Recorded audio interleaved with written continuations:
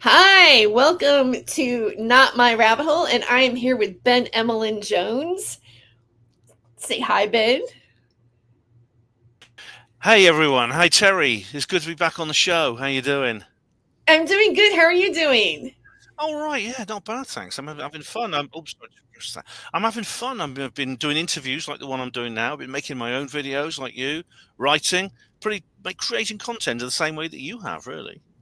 Oh, well, that's great. Well, it's exciting to have you back. I love your Yeah, background. And I'm going to start off with a song, kind of pertaining to this particular industry. Remember this guy, Ben? Remember yes. Benjamin Fulford? Oh yeah, yeah. Yeah. Okay. So I kind of put him in the lyrics because I always wonder, like, well, what happened to him? And so I want to play the song before we start, and then maybe we'll talk about Benjamin a little bit. Cool. Indigenous insectoids weaving you the void, drowning your brain, making you insane. Wrapping the Benjamin Fulford, living the absurd like a blue avian nerd, keeping the lines blurred. Captain Mark Richards, a secret space program grifter, getting married while in prison, making you listen. Create a new religion, doing the reptilian, making you forget my sense. Super soldier talks in prison. Nordic and Draco, shape-shifting in my Winnebago. Rapping the Benjamin Fulford, living the absurd like a blue avian nerd, keeping the lines blurred. Rapping like Benjamin Fulford. Word.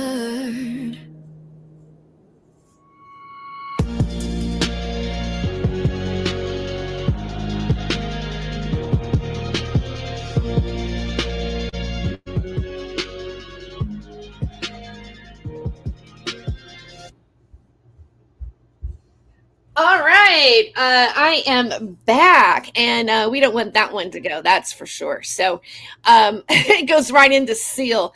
As you can tell, I sometimes I listen to Seal.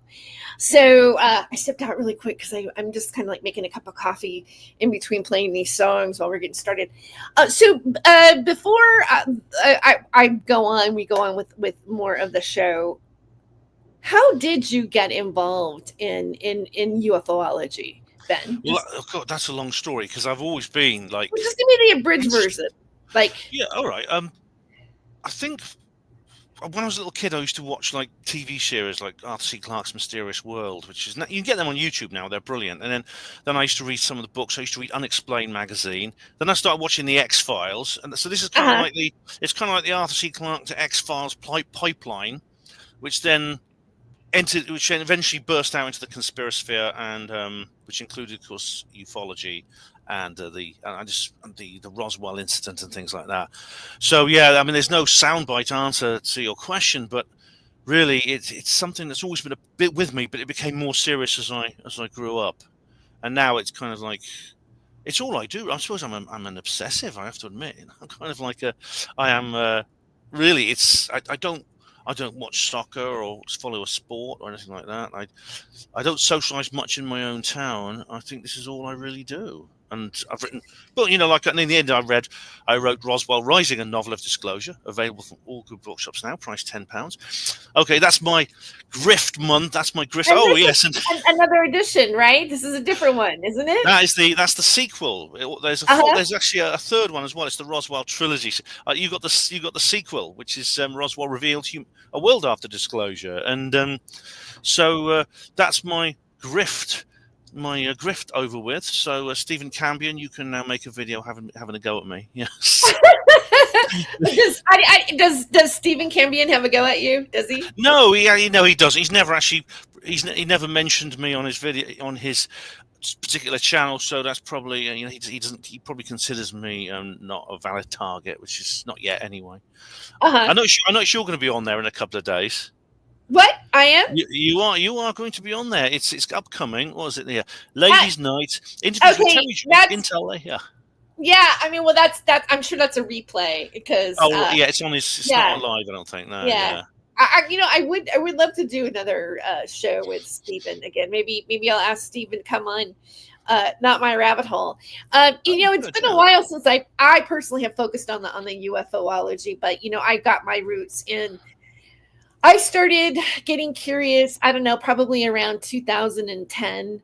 And it was because I was dating somebody that would look at the clouds, and you know how like the clouds sometimes look like spaceship, and he go, "There's a spaceship in there." And he had photographs of these clouds like on his nightstand of these types of clouds, and he talked to me a lot about it. And then I think I started I started going on the internet, and I listened to Barbara Melchik, the Palladians. Like I listened to the audiobook that was on on YouTube, and then that takes you to like things like Bohemian Grove and Alex Jones. And I mean, this is early Alex Jones, where He was different in those days. breakthrough was Bohemian Grove. Like when I started talking about aliens or extraterrestrial life with people, and then Ancient Aliens came on, and I was a big Ancient Aliens fan and all over that stuff. And then when I became a host on Revolution Radio, my first entry into this type of media, I got to know pretty well-known UFOologists. And we're going to bring up Sean David Morton here in a moment, which I'm kind of, I took a look back at Sean again, and he does play out a little bit in this narrative of these two different subjects that we're going to talk about here in just a second. And so Ben, just give me a background on this particular topic, because the everybody, so the format of today is that, of course, I'm the skeptic. Now I'm not a total what do you call it, X-Files fan. I mean, I wouldn't say I'm not a fan. I just never really watched the show regularly, and I probably should start watching it. I mean, I've watched some episodes and I know of it, but Scully is like more of the skeptic. Is that? Definitely, I'd say you're the Scully to my Mulder, because yes, they're interesting. They're an interesting pair of characters, because Mulder, of course, his nickname is Spooky Mulder because he's a true believer in almost everything. And he says things like the truth is out there. He's got this poster on the wall of his office saying the truth is out there. And there's like this flying saucer on there, one of these George Adamski saucers, and then not George Adamski, the other guy, the one-armed guy, I can't remember his name. And then and Scully comes along. Of course, she's not a complete skeptic. In fact, later in the series, she appears. Well, in the first season, actually, she has what you might call a near-death experience, where she sees her departed father. And then later in the series, she seems to develop what appears to be psychic powers, what today is known as psionics. So she's not a complete skeptic, but she does keep Mulder's feet on the ground when so they probably are quite good for each other. They balance each other out. He keeps her from becoming too materialistic and just in denial and debunking, and she stops him from flying off in his head into the clouds into flights of fancy. So maybe that's the balance that's kind of needed really in this community. Is there needs to be someone who is a believer in the paranormal and the possibility of extraterrestrial life, but like looks at something like Scully does, but then have somebody like Mulder who is more engrossed and in like as you like we're like, I think on this show we can like personify those two different characters on some level in a way. I did think that when I saw the thumbnail you showed, it was almost like you showed those two characters. I thought they kind of like represented the two of us in a way. As because we are similar in a way in terms of our outlook as those two characters. I wouldn't call myself. I'm not quite as spooky as Mulder, though. I mean, as you know, if you take an interest in my social media, you'll know that I take a keen interest in the skeptic movement, and I follow what the skeptics have to say. Last year, I even went to a skeptic conference. I didn't realize it was a movement. I didn't realize there was like a skeptic movement. Is it? It's almost a parallel world to our own. I mean, they have their own YouTube, their own social media, they have their own conferences, they have their own forums and their own Facebook groups. Yeah, it's almost like a weird kind of like mirror inversion of ourselves. And Uh-huh. pardon me, I've always taken a keen interest in hearing what they have to say. I'm even friends with some of these guys. I mean, I don't. There's some that are like really nice, like Professor Chris French, who I get on with quite well. I mean, he's a complete disbeliever in everything that I believe in. But he's likable. He's a nice guy. He's respectful, and so I don't have a problem with him. I get on fine with him. And I think I do that because I do want to put my own ideas to the test. When I come across these propositions, I like to test them against counter propositions, which is why I'm quite looking forward to our discussion tonight. That's why I watched Stephen Cambion as well. I mean, he's quite scathing. He's much more scathing than most skeptics, but he's entertaining. He's very entertaining. Right. I mean, Stephen has his own personality and how he reacts to things, and you know, I guess like maybe even to some people I might seem scathing too. I don't want to say, but I know that I have been in the past, but I'm working on kind of tempering that and being a little bit more softer in my well, most of the people you're scathing at, or analysis, they deserve it. Most of them deserve it, I'd say. Yeah. You know. Oh, I'm sorry. Go ahead. I was going to say that.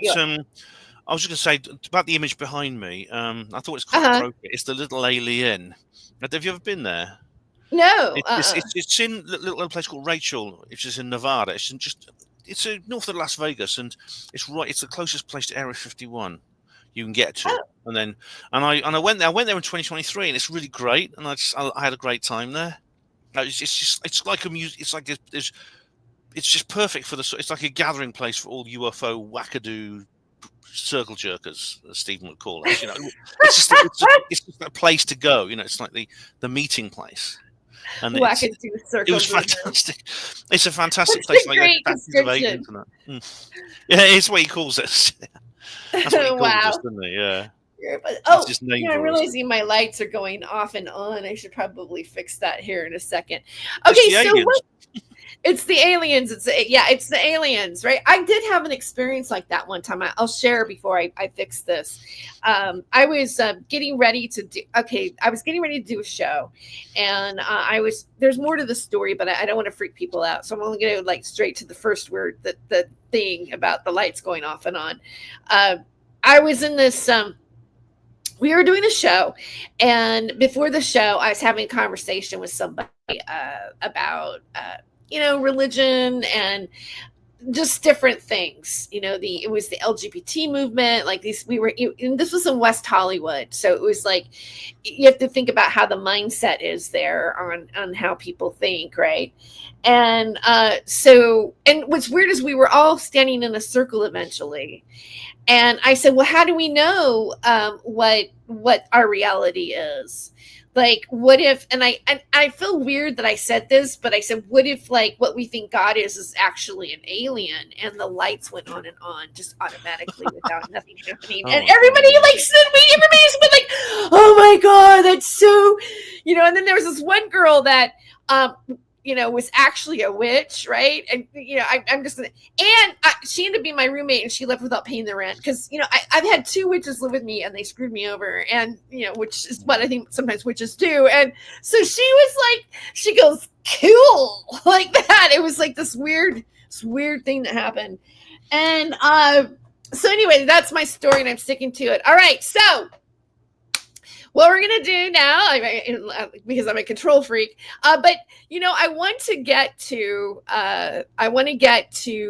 us looking at that footage. So we're going to show the footage pretty much, and Ben and I are going to do our commentary on some of the footage that is out there that we're going to be discussing. We're discussing Ray Santilli's alien footage that came out. And, I didn't realize this, but Fox News actually did an expose on this footage back when. So they did a massive documentary about it. In 1995. And Jonathan Frakes, did you see the guy from Star Trek? He was in it. Oh, I didn't know that. Oh. Yeah. Okay. Well, so we're going to a little bit of what that alien looked like in that footage and discuss what they were talking about. And then I want to go on to Victor's footage of Oh yes, the yeah. right. And so Mm. talk about that a little bit, and then we'll discuss it. Our own thoughts about it, The his second one's thoughts, far my more thoughts, interesting. right? It's And much then more and interesting. then The we'll go second. with our final arguments on why we think the footage is real and not real. Okay. Okay. And hopefully we'll have some people in the chat who want to participate on their thoughts of what's coming up. But for right now, I'm going to take a really quick break. We're going to go back to Astral Records and play a song. I think you like this song, Ben. It was one of the ones that I created about the extraterrestrial. I don't know. I think it's this one or it's the other one, but I'm gonna play this one for a moment. We'll be right back after this song. Okay.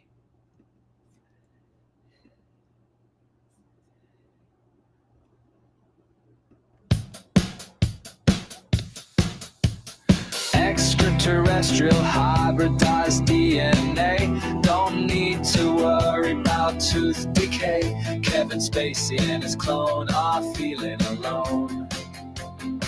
Men who stare at goats.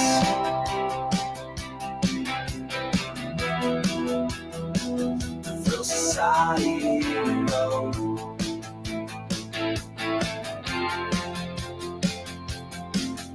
Super Soldier Sunday, just another fun day. 75 years on Mars, lying about the stars. Captain Richard charms like Charles Manson's gun. Liars in the sun. Liars in the sun. Monsters in the sun.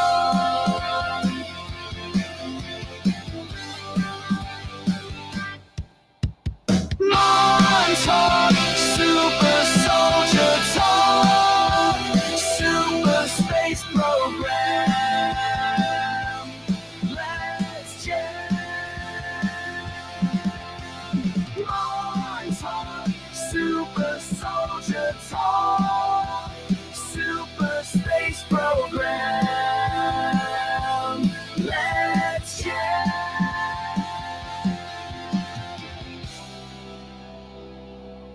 All right, we are back with. That's cool. That's cool. Yeah, you like that heard one, huh? Yeah, I heard that one. I heard the Benjamin Fulford one as well, and I think I've heard all your tunes because you got a number of them now, and you play them on your show, and they're really cool. Yeah, they're really cool. I should make some of them on my own because someone else has made some music for me, but I should try to invent some on my own. Yeah, using that So, producing app. speaking of Benjamin Fulford, what are your thoughts about him? And I wonder where he went actually. Yeah, I don't have many thoughts because I don't know a lot about him. I met him once. I think he was at the Stairway to the Stars thing in Las Vegas where I went to. He didn't stay for long, but he was there. I don't know a lot about him, Terry. I know he's part of this like the super soldier community. But I've heard his name. Miles has talked about him, and I know Miles well. I know Miles because Miles lives close to me. I know him quite well. But to be honest, Terry, I don't know a lot about him. Oh, okay. Well, I remember him talking about the White Dragon Society, and I also remember saying that they had technology that could make humans live to be like 200 years old, or I was like the med beds. Yeah, or even extend life. Okay, I used to be like a total disbeliever in med beds, and I still pretty much am, but that's a whole other topic of that. But I did recently see, like, I don't know if it was the Wall Street Journal or something like that, but there was a med beds article that didn't really come to a conclusion. It was like almost kind of like, I have to find it again, but that's another show, really. Yeah, that's interesting. It's interesting that it was in the Wall Street Journal because the Wall Street Journal has been covering. I don't know if it was the Wall Street Journal specifically, but it was it might have been the Washington Post, but it was something of that level. Cool. Yeah, the Wall Street Journal has been covering the UFO topic incorrectly, I think, but it has been doing so. But I've learned about the med beds from Simon Parks because he was at the Stairway to the Stars conference. Yeah, you Not know I'm not at, a fan of his no, what's it at called? all. At Yeah, all. no, it's Yeah, called no. Awake and Aware, I'm Kerry Cassidy's sorry. conference. Yeah. Yeah, but I I mean, saw that's him. why that's why I can't buy it. It's because it came out of Simon Park's mouth. I'm sorry. Okay. I just saw him doing a talk at Kerry Cassidy's conference a few weeks ago. Yeah. Oh, really? Yeah, he was there.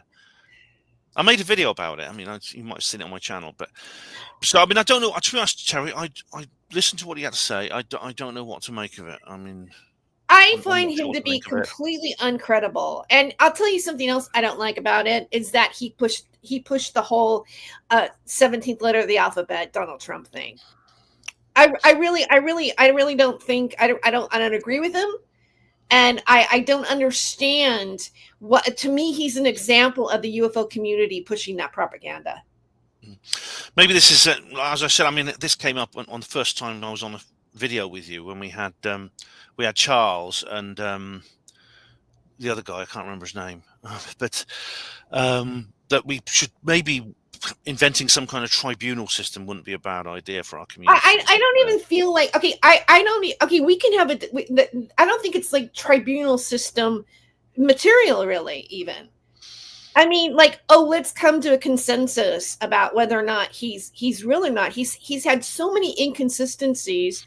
Do you know, and I'm going to continue with this. He was he was part of like overtaking channels that were Indian and cooking channels that I think that they just bought outright. And he was and they were constantly doing it with other people like that were pushing the 17th letter of the alphabet. I find that to be incredibly deceptive. I mean, we could have a tribunal about it, and I know this isn't about Simon Parks, but I don't find it. How do you think people are going to believe that he tells people that he mates with an alien hybrid cat queen? Well, and that's then, something. And then go ahead and talk about this other stuff. And when he's talking about med bets, why should we believe that from him?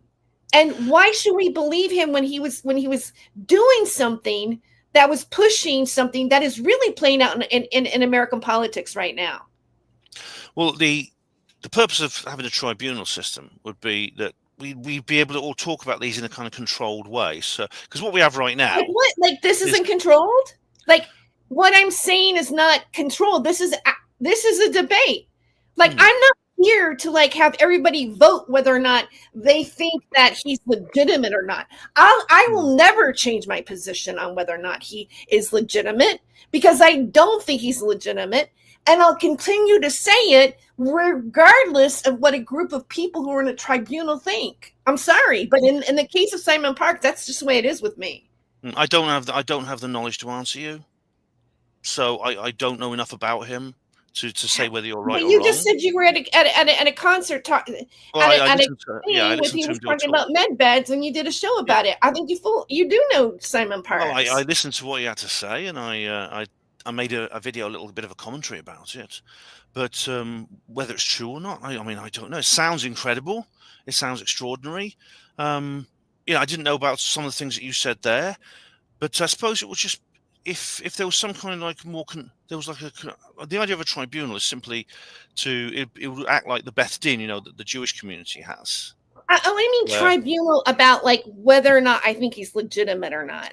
No, whether you know what we know. It'd be a more controlled way of sorting these things out because sort what out? My opinion? No, like I would be on the chopping block to be disputed that this is what I think about Simon Parks. No, I don't feel like this is like for me with Simon Parks and what I think about him is not a negotiation for other people to tell me why I should believe in what he's done and be happy with what he's done. And I did shows on my other channel showing what Simon Parks was doing. Matter of fact, I still have screenshots somewhere in my phone in my archives of the exact channel because I ran into it again. It'd be more a prosecution case. mean prosecution? Well, it wouldn't be. No one would be disputing what you see. Like what? I would be prosecuted because of my opinion? No. You would be the prosecutor. Do you see what I mean? Well, I mean, what would be the point of that? I mean, you know, like as if we are like, how can we even define what this is?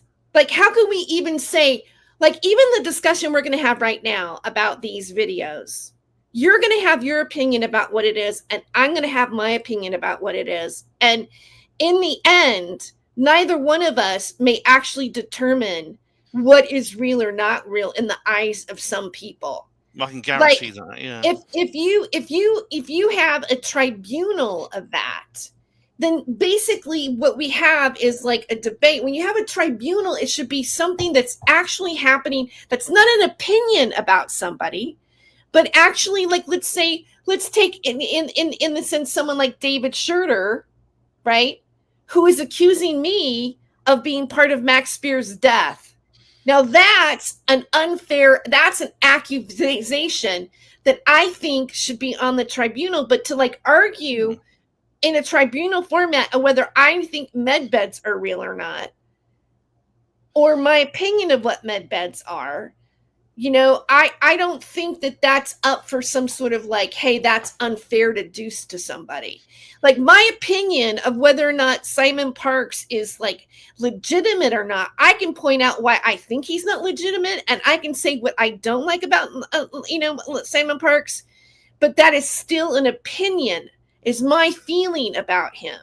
Now, I know that there are a lot of people out there too that share that same opinion that I do, but it's not a crime unless you want to say promoting like maybe med beds that have no medicinal value for people who are really sick, expecting to be cured by something that's not really curing them. Then that would be a scam.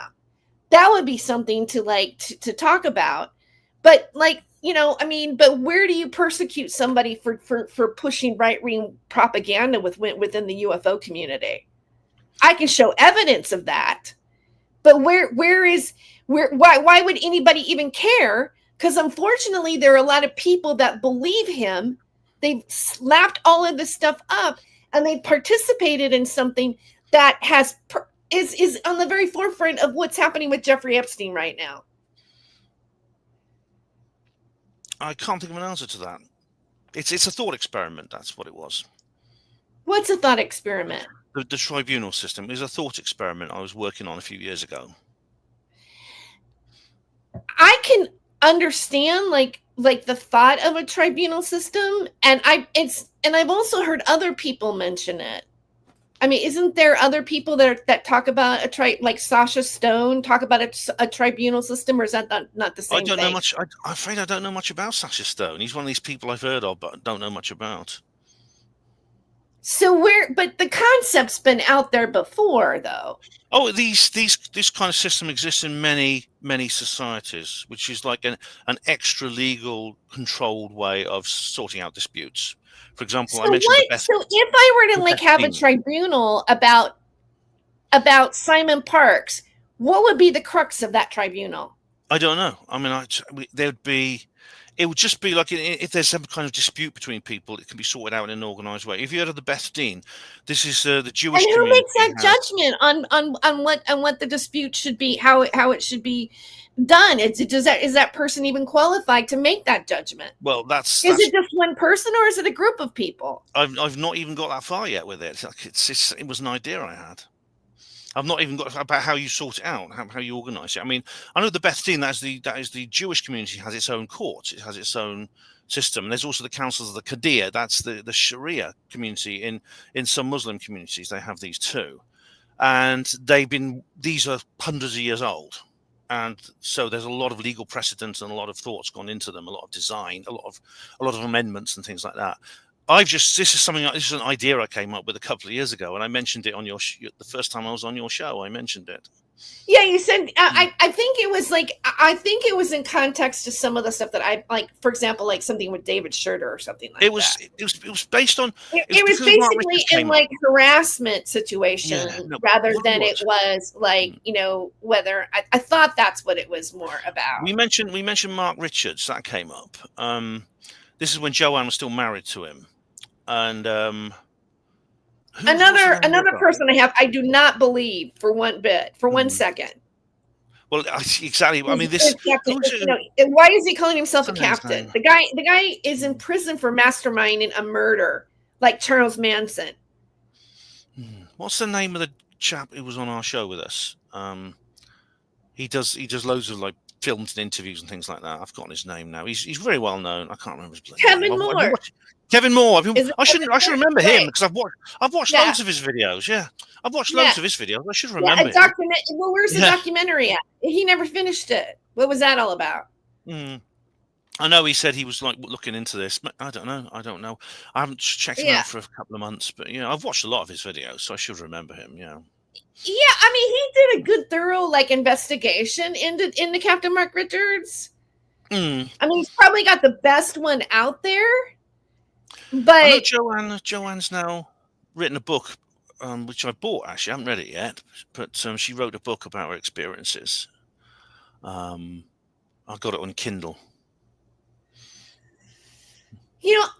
The part that bothers me the most, like, okay, so when we get to looking at this footage, all right, maybe it was, we can have our arguments about it. This particular footage was discussing them. Matter of fact, there's an article on Ripley's Believe It or Not about it.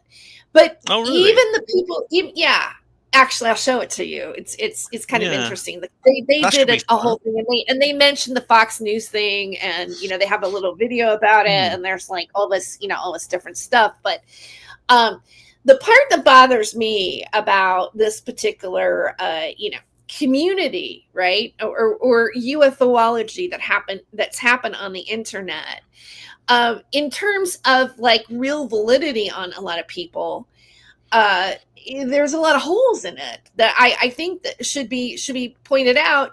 And I feel that, for example, there's certain people that have been grifters that have not only influenced what people think are religious and spiritual consciousness, and went with the narrative with that, but they've done a whole bunch of other side hustles of grifting, from psychic readings to you name it, to healing, to whatever. And when this happens, don't you think it's possible that some of those people are not really legit, or they're not really doing their due diligence and covering things from right? Of course. Right. I mean, it's like Stephen Campion mentions a lot of them. I mean, some of the people, I think he's absolutely right with what he says about some of his victims. They deserve it.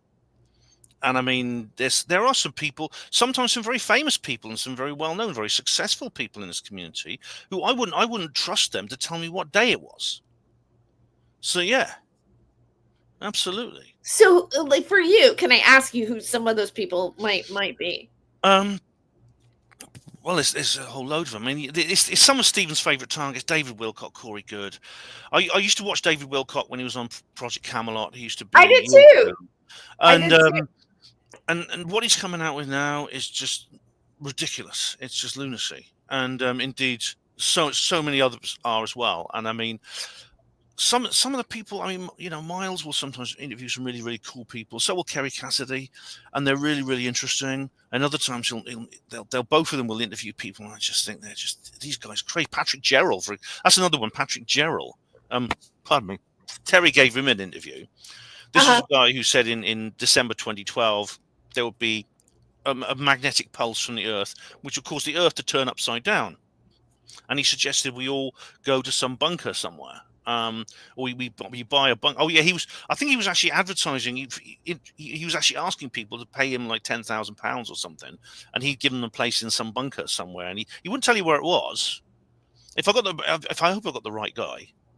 And so he was obviously, he wanted people to send him money to protect them from this Earth tremor that was going to flip the Earth upside down in 2012.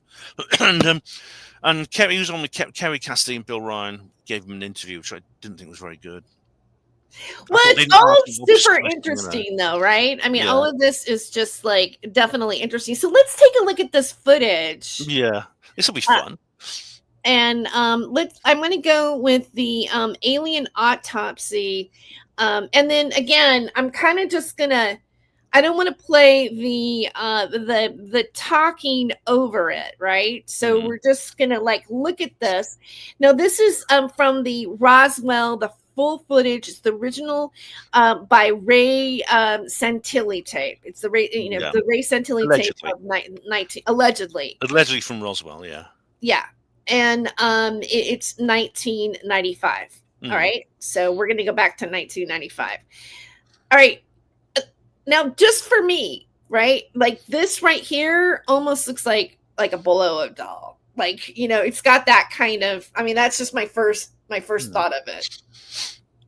Maybe that's not a good thing to think, but whatever. Yeah, do you know Colin Wolford? He's a good friend of mine, actually. He's an expert on this. He's an absolute expert on this particular piece of footage. Yeah, this is very familiar. And they don't have genitals, which I find interesting. Yeah, some people claim that it's got female genitals. Other claims it has none. This is supposedly a post-mortem examination of this alien. And I know this so well. I'm so familiar with this. There's a number of cuts. It's goes for a few seconds and it cuts to another shot. Okay, so now. When was this footage technically supposed to happen? Was it 1947? Like, what is? Supposedly, yeah. It was made in 1947. The Roswell Army Air Force Base. And Ray even found the supposed cameraman who took the footage. It turned out he was an actor. It was called Moose Carlson, who was quite a well-known B-movie actor in the sort of 50s and 60s. It's almost like they did, to me, like this part, doesn't it kind of look like Rutger Hauer a little bit? Howard a little bit. It does. I've said things you people wouldn't believe. It does.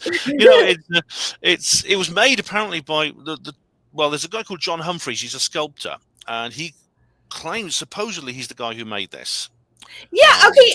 And when this is, correct me if I'm wrong, but what I read was, or I've researched that they now first. I believe they said this was the real footage, but then they said, no, we made a dummy. The footage was destroyed. They tried to put it together frame by frame, and then they made a dummy and a reenactment of it. Yeah, this is what Santilli claims. He said that they had he got the footage off the cameraman. This was 50-year-old, 60mm film. As soon as he opened it up, it was so old it immediately degraded because it was exposed to the air. And then he said, "Oh, what are we going to do?" Because he's just this guy Volker Spielberg, this German guy, gave him a load of money for it, and so he decided to, he said he took the few frames that were survived, and then he made a reproduction of it, and spliced them together. Now he won't tell you where the real frames are. He also won't show you the original film. This is a videotape copy. The real film is in Volker Spielberg's safe, apparently, and Santilli and Schofield, Schofield's his assistant, they will not show the original footage to the media or to anyone else so it can be examined, apparently. And I know Colin Wolford has a completely different idea of this. Okay, hold on. Look how old that telephone is. That's the one thing I want to capture there. Oh, they got apparently. Okay, so if this is 1947, all right, was there a phone like that? Apparently, yes. Now, someone's checked this out, including the coiled cable. I didn't know this because I thought they had I don't. Are you sure there was a phone like that? Well, this is apparently. I mean, maybe that's not true, but I heard what it was. Spiros Molaris, another guy. See, there's another guy called Spiros Molaris who also claims to have made this footage. I'm glad you got a fair use banner up because this often gets flagged for copyright by the. I have my fair use banner on, and also I've got my fair use banner on, so this is fair use. We're not playing any other of the footage. We're just showing and talking and discussing. Yeah, this we're entitled to do right that here. under law. Yeah. So this is covered by law. So We are indeed. Yes. yeah, right. You know, if I was playing their discussion and, you know, playing what they were saying, and I was playing the whole, like, if this is an hour, this video is an hour and 13 minutes and 39 seconds. Is this the original Fox documentary you're playing? No, this is I believe it's a re-upload. It's the full original Ray Santilli alien film footage. Oh, right, because it's 1 hour 13 minutes. Right. I wonder if it was the original documentary with Jonathan Frakes. Well, I mean, this person is Trek, like, let's look at this channel. This person is Ghost UFO Archive. This is not the original thing. So this person has uploaded the entire thing, and it's still there. There's Don Schmidt. There's Don Schmidt. Who's Don Schmidt? He's a Roswell researcher. Okay, so Don Schmidt obviously hasn't been struck for this. No, I mean, I don't think Don would do that. No. Right. So, and I'm not showing the whole film, and I've got fair use on it, and we're just talking over it, and we're looking at frames. So sure. But this, who's gonna strike me for that? Yeah, well, that's exactly. This was shown at the Museum of London on the 5th of May, 1995. And there was a big, there's a public premiere of it, and a guy called Philip Mantle went there. He's a British ufologist, and he went there, and he did a lot of investigation into this. He's written a book about it, and there's been several other books written as well. And there's a little still of Philip. There's a young Philip there. This must be the documentary, yeah, And then when he started looking into it, he quickly realised, or he came across some evidence. Now, Colin Wolford disputes this, but he came across the evidence that this was a recreation. It was filmed in a makeshift studio in a flat in London. And I've been to the house where it supposedly happened. And Santilli, he got money from a guy called Volker Spielberg, a German millionaire, who paid hundreds. Something like this will cost several £100,000, and he paid a guy called John Humphreys, a sculptor, to create this model. Now, apparently, there were 2 models created. The first one had to be thrown away, and then they created this new one here. What's interesting as well is that you may have noticed there was like a movie made about this, like a comedy film made by Paramount Pictures in 2006. And we're starring Ant and Dec. They played Shoefield and Santilli, these 2 British comedians, and there was several other famous people in it. It was quite a big time movie, and the creators, QWERTY Films, they actually employed a guy to make the dummy for their movie, and guess who they employed? Who? John Humphreys. They didn't know at the time, but John Humphreys is the guy who allegedly, they didn't know that he was the guy who filmed the original Santilli footage. Who created the Santilli dummy. And when 2006, Gary and Ray, they just did a big mea culpa. They did a big confession. There was another documentary. It's Philip. There's this young Philip Mantle there. And let me just interject here for a second. Like, I know you're giving the background, and they created the dummies and everything like that, but people have to believe that their story is legitimate, that their excuse for having something artificial as a representation of of this is like, it's got holes in it. It has holes in the narrative. I mean, because they can't really corroborate the real thing. How come they didn't take any DNA samples or anything like that? Why don't we have any tissue samples? There's just if they operated on it, where was their brain? Well, you can see what happens is later on in the film they actually cut the skull open and remove what looks like a brain. Now, according to the confession that they made, it's actually a haggis. They actually literally put some chopped liver and gravy and stuff like that and put it into, because it looks like haggis. Because this is fake. This whole thing is supposedly like a reenactment of like what is supposed to be real, but it's not real. And didn't they first present it as being real? Oh yes, they showed it. That Using in one. They said this itself is is a real deceptive. video. This is a real video. Nothing. There's no other evidence. There's no other metadata. There's no There's no DNA evidence, like you say. All that's still secret. This is just something that leaked out. Hello, Aiken. This is something that just leaked out from the secret government working on the alien project. This was for the Roswell alien, from 1947. But what happened was it gets even more mysterious because a guy called Kit Green then came forward, lived quite recently, actually, just a couple of years ago, and he said, "Oh, I saw that, or some, I saw that at the Pentagon. I told Stephen Greer about it. I briefed Stephen Greer, and I saw that. It's either that or it's something very similar." He said he didn't confirm that this was what he saw, but he said he looks very much like what he saw back in 1987 when he was actually at the Pentagon. So that the plot gets even deeper there. I personally don't think this is real. I mean, I'm sorry, Colin, but he's not convinced me this is real. Oh, okay. When you say you don't think it's real, you're talking about you don't think this footage. Obviously, this footage isn't real, but do you think that the whole thing is actually a hoax? Yes, I think the footage is fake. I think Gary Shoefield and Ray Santilli made up the whole thing. Maybe Spiros Malaris was involved. I mean, he claims to have made this. I've interviewed Spiros Malaris. He's just written a book, and he said he created this dummy. He created the whole thing. He created the dummy, the studio. Everything was made by him, and Gary and Ray won't acknowledge his role in it and things like that. But It's this pretty is not well related. done, though, right? I mean, if this is a dummy, Yeah. and it came out in 1995, it's pretty good. It's actually about on the same level as the dummies that are used to train surgeons in medical school, and there are similar ones to that. They're very, they are very expensive, so there's not many of them. But most medical students at one point will get the chance to use one or to like pick one apart. Oh, do they have like dummies like this for medical students? Yes. That actually believe Some medical school, not all of them, because they are very, like I said, they're very expensive to make. They cost hundreds of thousands of pounds. But there are some dummies like this which resemble the human body, including internal organs, and they're used to train surgeons. Although, like I said, because of their expense, it's cheaper to let them use dead bodies. I mean, most medical students will actually use dead bodies instead because they're cheaper and they're more plentiful. You can actually leave your body to medical science when you die if you want. I mean, they're crying out for them.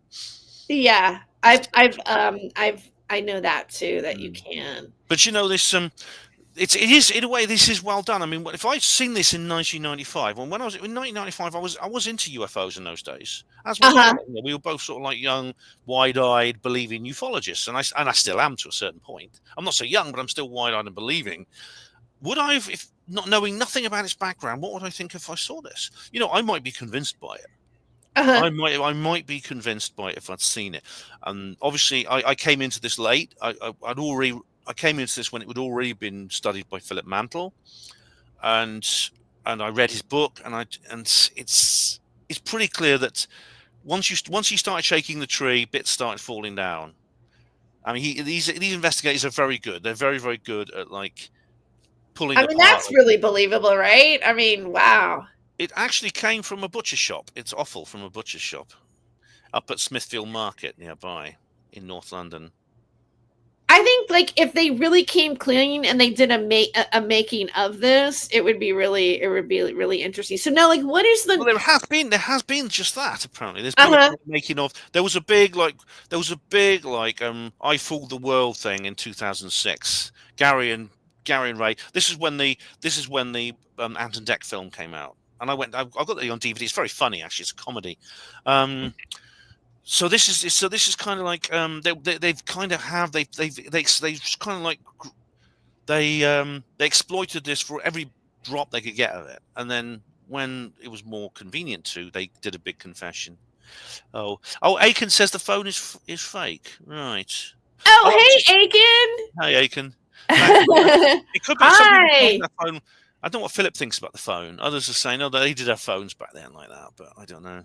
Aiken's here. Yay. Hey, Spiros was saying that he did everything perfectly. Like his girlfriend worked at this pathology museum and like got all the surgical equipment and everything right. And the cameraman was also dressed in a hazmat suit just in case that he's got a little Kaplan right there. I was arguing about that before the internet. Well, I guess maybe they took his brain. They didn't want everything else to fall out. But Aiken Mm. says, I was arguing about that tape before the internet. And I guess like 1995 would be like pretty like we in 1995, 1996, maybe even we were not able to run any like moving footage on the internet yet. No, the World Wide Web actually was launched, I think, in May 1995, and it was just like very, very simple. And before that, there was things like Usenet and stuff like that. In the 80s, there was Usenet, but no, you didn't have. There was nothing. YouTube didn't come along to that. Yeah, you couldn't you couldn't put video on the internet. No, not in those days. You're not streaming video. No. Yeah, Aiken says it isn't real. The phone on the wall was not in existence when it was made. That's what I said. Yeah, I'm pretty sure. Yeah, you spotted that. You spotted that yourself. Yeah. Yeah, let me just. I just for my own purposes, I just want to Google like when was a phone on the wall created? Just the earliest wall-mounted telephones were created around 1880. Wow, no, that's not true. Well, that's yeah, but it looked like this though. I mean, like yeah. Oh, this is more recent, but okay, so that's like show more.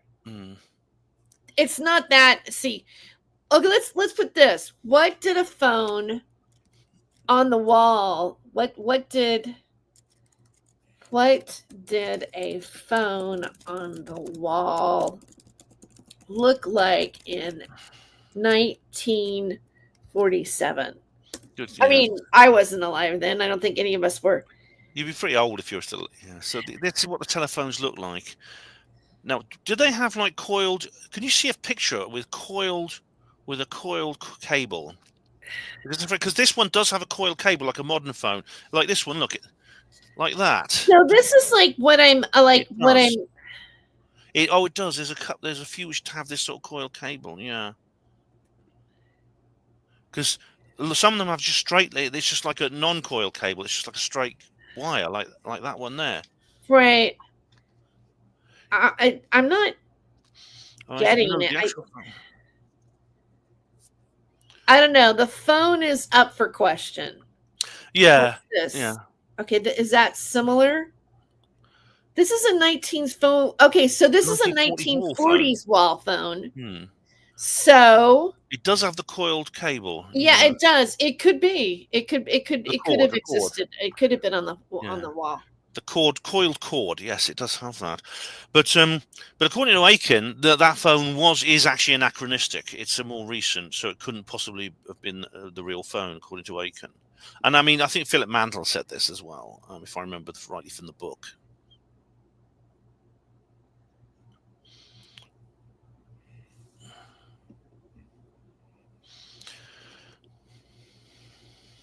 I was on go runs on bulletin board services. Oh man, I had a ZX Spectrum in those days, man. Used to load it with tapes. I never got on Usenet or anything in those. My friend did. My friend had its Usenet, and it was amazing. I was like gasping when he showed me. I was like, "This is like black and white, like page comes up. Oh, I'm playing chess with someone in Munich." He said. I thought, "Wow, this is like the latest thing." Not phones, the phone. It's the product. Used to love arguing about that. Okay, let's go back to her. So we looked at that footage. Do you I think we've seen enough of that, right? Yeah, I mean it's kind of been done to death. Really, it's not really a thing anymore because I mean, I know Colin. I love Colin. He's such a good friend. He's convinced that is real. Why do you think what makes him convinced with that in your words? What do you think he's convinced? He believes that the whole thing is Santelli. I mean, I don't want to speak for him, and I don't remember every argument he makes. And he's done several presentations. You can just find them online about this, including interviews. I've done about 4 or 5 interviews with him myself about this subject. but he believes that it was a real thing that came out, and then Santilli and Schofield and Molaris lied and said they created it. Oh, So that's kind of that's his point. Now, as I said, it's a much more complicated issue, and it's made more and more complicated since Kit Green came out and said he either saw that he said he didn't say that's what I saw. He said that it looks like something I saw in 1987 at the Pentagon. And then he did a big retraction and said he claimed he never said that. It's like a big, yeah. Oh, Aiken is making me nostalgic. He had a 16K Spectrum. I started straight on the 48K Spectrum Plus. It was like the latest thing in those days. Yeah. When I was a kid, it was like the latest thing. Hungry Horace. I used to like Jet Set Willy. That was good. That was my favorite game. Okay, so this is the Ripley's Believe It or Not article. UFO. Yeah, and it talks about the Fox TV series, and then it goes into the debunking and the that is at the Roswell. That's at the Alien Museum in Roswell. That's a museum exhibit. I'd love to go to Roswell. I've never been. That's one place I've got to go to at some point. Roswell. I wouldn't mind going to that museum. That would be fun. I'd love to go to Roswell. Yeah. And then I'll go with you if you go. I'll go with you. I'll go with you if you go. Okay, yeah, maybe we should go to Roswell, and then we can do shows out there and everything. And that'd be fun. Yeah, that'd be great fun. It would be fun. Okay, so it says a fake take. It wasn't until 2006 that Santilli confessed that the video wasn't real from 1947, and that the alien in the video was just a dummy. Santilli still refused to call the film a hoax, though it is a position that was instead a recreation of a real alien autopsy that he obtained, Santilli said. In 1993 or 1994, we saw the footage of the autopsy in its original form and brought it back to the UK. Within that year or so, the footage had completely deteriorated. The only thing that was left was a few frames that we could use as a reference. What we did was restore the original footage from frame by frame over a very long period of time. We set about simply restoring what was a very damaged film. There's several problems with that. Right, exactly. Yeah. I mean, firstly, he won't. He's still the original film, degraded as it is still in the possession of Volker Spielberg in his safe. Yet he won't release it to the media. The controversy could be ended in a moment if he just showed the original 16mm footage. If he did that, it would silence all these people who said that that he was just making it up. But he won't show it. Also, he won't even show the original 16mm footage that he used for the recreation. It's what you see, every single thing you've seen, apart from that one instant, which was like a print. It was like a cinematic print for the London Museum showing in 1995. Everything else is simply a videotaped copy. It's basically been converted to VHS, and that's what everyone sees. So he's not being exactly very open about this. So he's not presenting anything to back up his story in terms of physical evidence, which he says exists, which he won't show people. That's the problem I have with it. Yeah. So in your opinion, in the let's say the UFO community, the people that you know, and you know way more than I do, and you go to a lot of the conferences. Are people still talking about this as if it's legitimate, or is the general consensus is that it's not? It's the general consensus. It's definitely not. It's just kind of gone away now. I mean, it went away quite quickly when it first appeared. There's diehards like Colin who keep insisting that it's real, and he puts together an intriguing case actually. So he's not kind of just in denial, poking his fingers in his ears, pretending not to hear anything. He addresses the points that people make. I don't think he does. In my view, he doesn't do it successfully to convince me, but it's interesting to hear what he has to say. I mean, if you just have to listen to the interviews I did with him, I did interviews with him, and I listened to him. I didn't challenge him. I just wanted to know what he was thinking, and And so there's some quite interesting interviews I've done with him on Hapanmo Radio. If you want to ever listen to those, Yeah, well, you know what? Can you send them to me, because Yeah.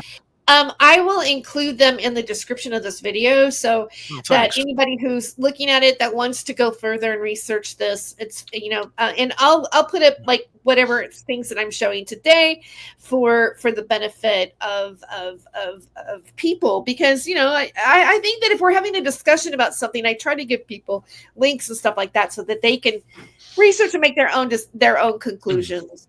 I think this is a pretty cut and dry case that this particular footage is not real. So now we're going to go to the Victor footage. And, is it all right if we take a break before? Yeah, we're going to take a break. I was going to play another song. What do you think? Right. No right? Worries. Yeah, well, I'd love to go. In my view, this is what we're about to see next, and I'd say to Aiken and everyone else watching, please hang around, because what we're about to see next is a lot more interesting.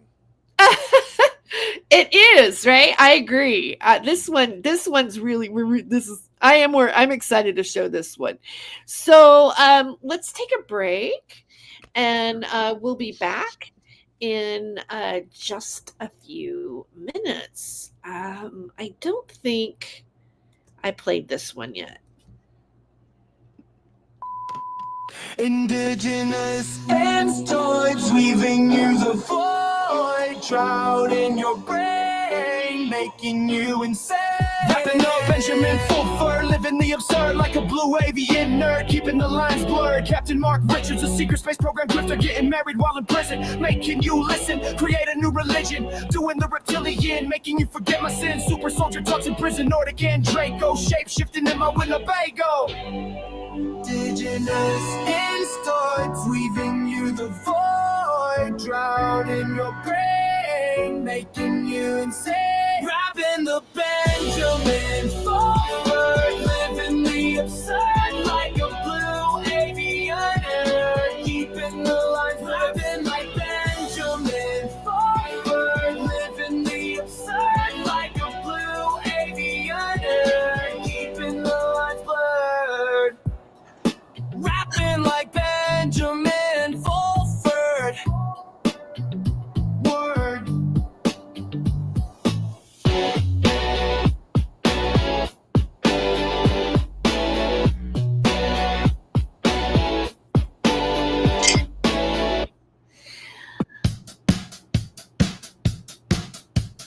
Extraterrestrial hybridized DNA. Don't need. All right, I want to play just one more song. This one is for Max Spears.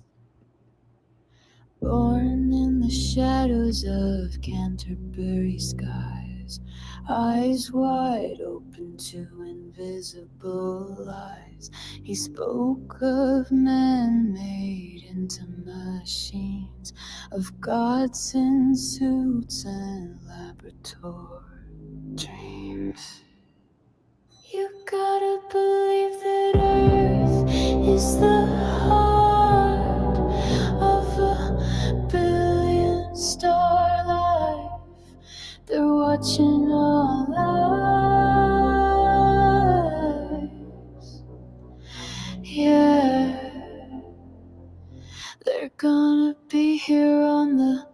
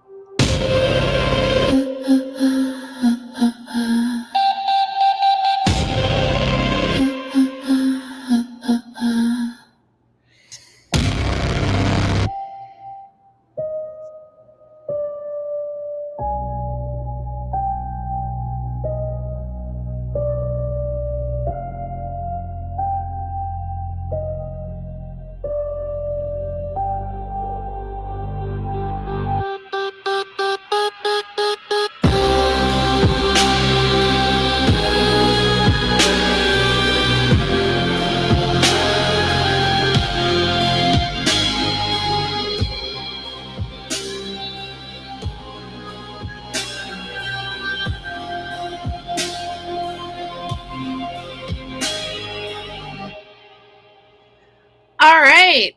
Welcome back to Not My Rabbit Hole. With me is Ben Emmeline Jones. Thank you so much for doing the show all the way Oh, you're very from welcome. Oxford, right? Oxford, England. Yeah, it's great. I'm great to be back on the show.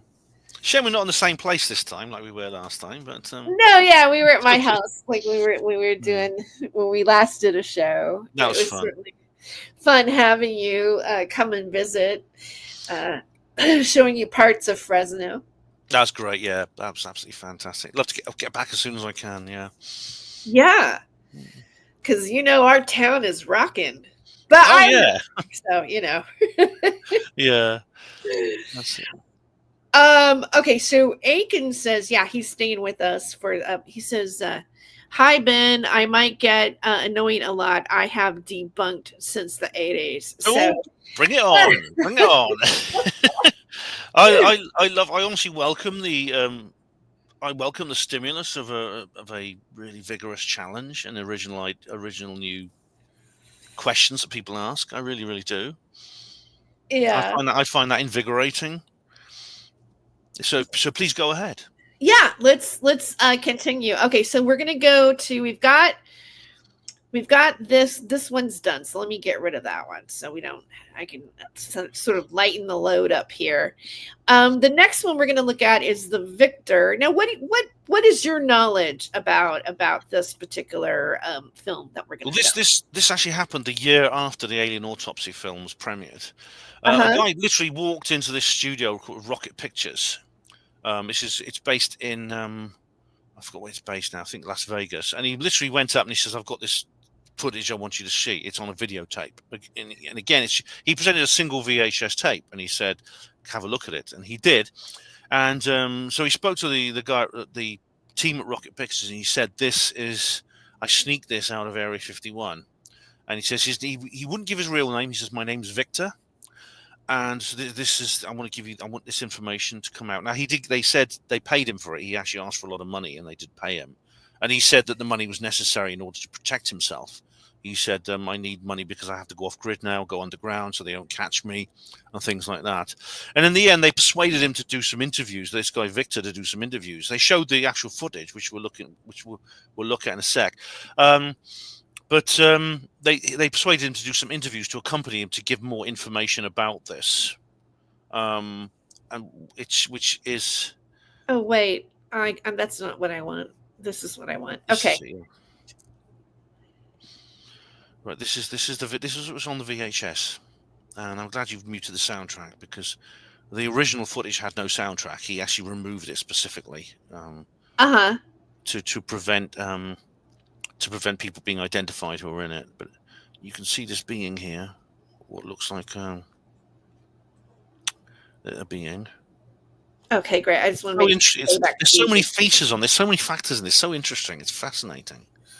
But apparently he's being interviewed. Apparently Victor explained that there's some people there basically trying to communicate telepathically with this creature, and it sometimes communicates telepathically with them. And it came from some kind of UFO crash. He claims one in 1989. And what you'll see in a minute, the creature starts to get sick, and some doctors rush in. You'll see that in a minute. Right. Especially 2 minutes 55 seconds of footage, no soundtrack, and what you're seeing now, and there's very details surrounding it. There's all kinds of factors, like there's the timestamp on there, and there's this strange electronic device on the table in front of the being. We don't know what that is. It's not. Some people claim it's a heart monitor. It looks like. Okay, I'll tell you what I have a problem with. Okay, in terms of looking at the footage is. It could be easily recreated. All right. It could be it's in the shadows. It could be a puppet. I mean, at this point, when did this come out? What year was this came out? Rocket Pictures then made a documentary, which included lots of people, including Sean David Morton and several others. The presenter was Mark Williams. Was it not Mark Williams? Gordon Williams, who was in the X-Files. He plays the Mr. X in the X-Files. And they did a documentary all about it. which includes the interview of Victor. They show this particular video with some background music, which was not actually on the tape, and it landed when it hit the media. It landed with a fraction of the impact of the Alien Autopsy, which came out the previous year. Okay, can I read some stuff that I've pulled Sure. up and I've researched on the internet about it, and I want to get into Sean David Morton's influence on this particular tape as well. Sure. It says what I pulled up was regarding the Victor and his alleged Area 51 footage. The blog post you provided, because I did a search on this. Actually did a search on Gemini on it. It says that it mentions a 1996 incident where a man named Victor claimed to have footage of an extraterrestrial from Area 51. The footage was part of an 86-minute documentary titled Area 51, The Alien Interview, released on, this is on VHS in 1997 by Rocker Pictures. Victor appeared on Coast to Coast AM with Art Bell using a voice changer due to paranoia. He claimed to have smuggled the video out of Area 51, stating that the base was defunct for its alien program and analog records were being digitized, making them temporarily less secure. The information available does not provide direct quotes and arguments from Sean David Morton and Andrew Burlington specifically on the legitimacy, and this is about Ray Santilli's footage. However, the initial blog post you provided mentions Andrew Burlington's new research on Victor's video. That's probably mine. That's probably me. That's your. Through frame-by-frame analysis, he points out details in Victor's video, such as the dilation of the creature's eyes and its apparent reaction, suggesting it might be real rather than a puppet.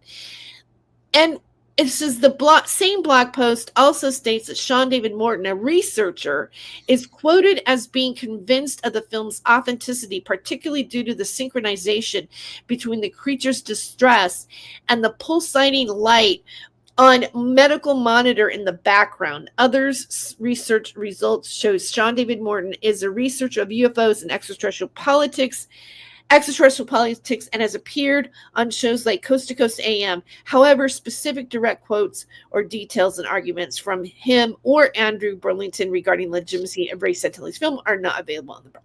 Okay, so now, the thing, and I want to get, and I also want to get into Sean David Morton a little bit too, because, so where do you think the pupils dilate on this?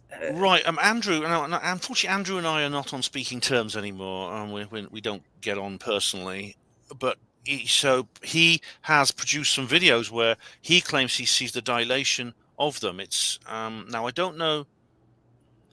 To be honest, I don't actually know. I'd have to rewatch his videos. So I'm looking at the eyes. I mean, let's just look at the eyes. Let's.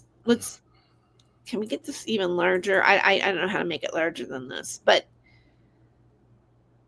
I mean, the eyes are black. I mean, obviously there's some sort of like reflection from another light happening on the eyes, but I can't see where you can really find at this point like that would definitively be considered a pupil. It's not. I think it's a reflection on the cornea of the creature or whatever it's covering its eyes. It looks like there's some light behind. In fact, you can tell there's light behind because the scene is kind of lit. It looks a little bit like Frodo, doesn't it? Like, yeah. Well, Aiken says, ask yourself why the video is in the dark. According to Victor, and Victor did explain a few things. Now, Victor is a very sullen and very surly individual, and interviewing him was very difficult. And as you said, paranoia is a good word to describe him. He wore a disguise. He had his voice modulated, things like that. But he claims that the creature has to be kept in the dark. It comes from a habitat which is naturally dark, hence the large eyes, and bright lights actually affect it badly. I have watched Quatermass, by the way.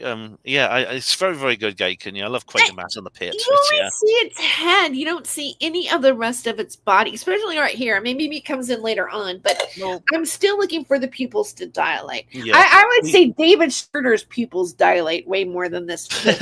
Well, according to Andrew, it's actually the eyelids. It's not actually there seem to be no features in the eyes at all. Now, this is what abductees often say when they encounter creatures like this, and this does resemble what abductees sometimes describe.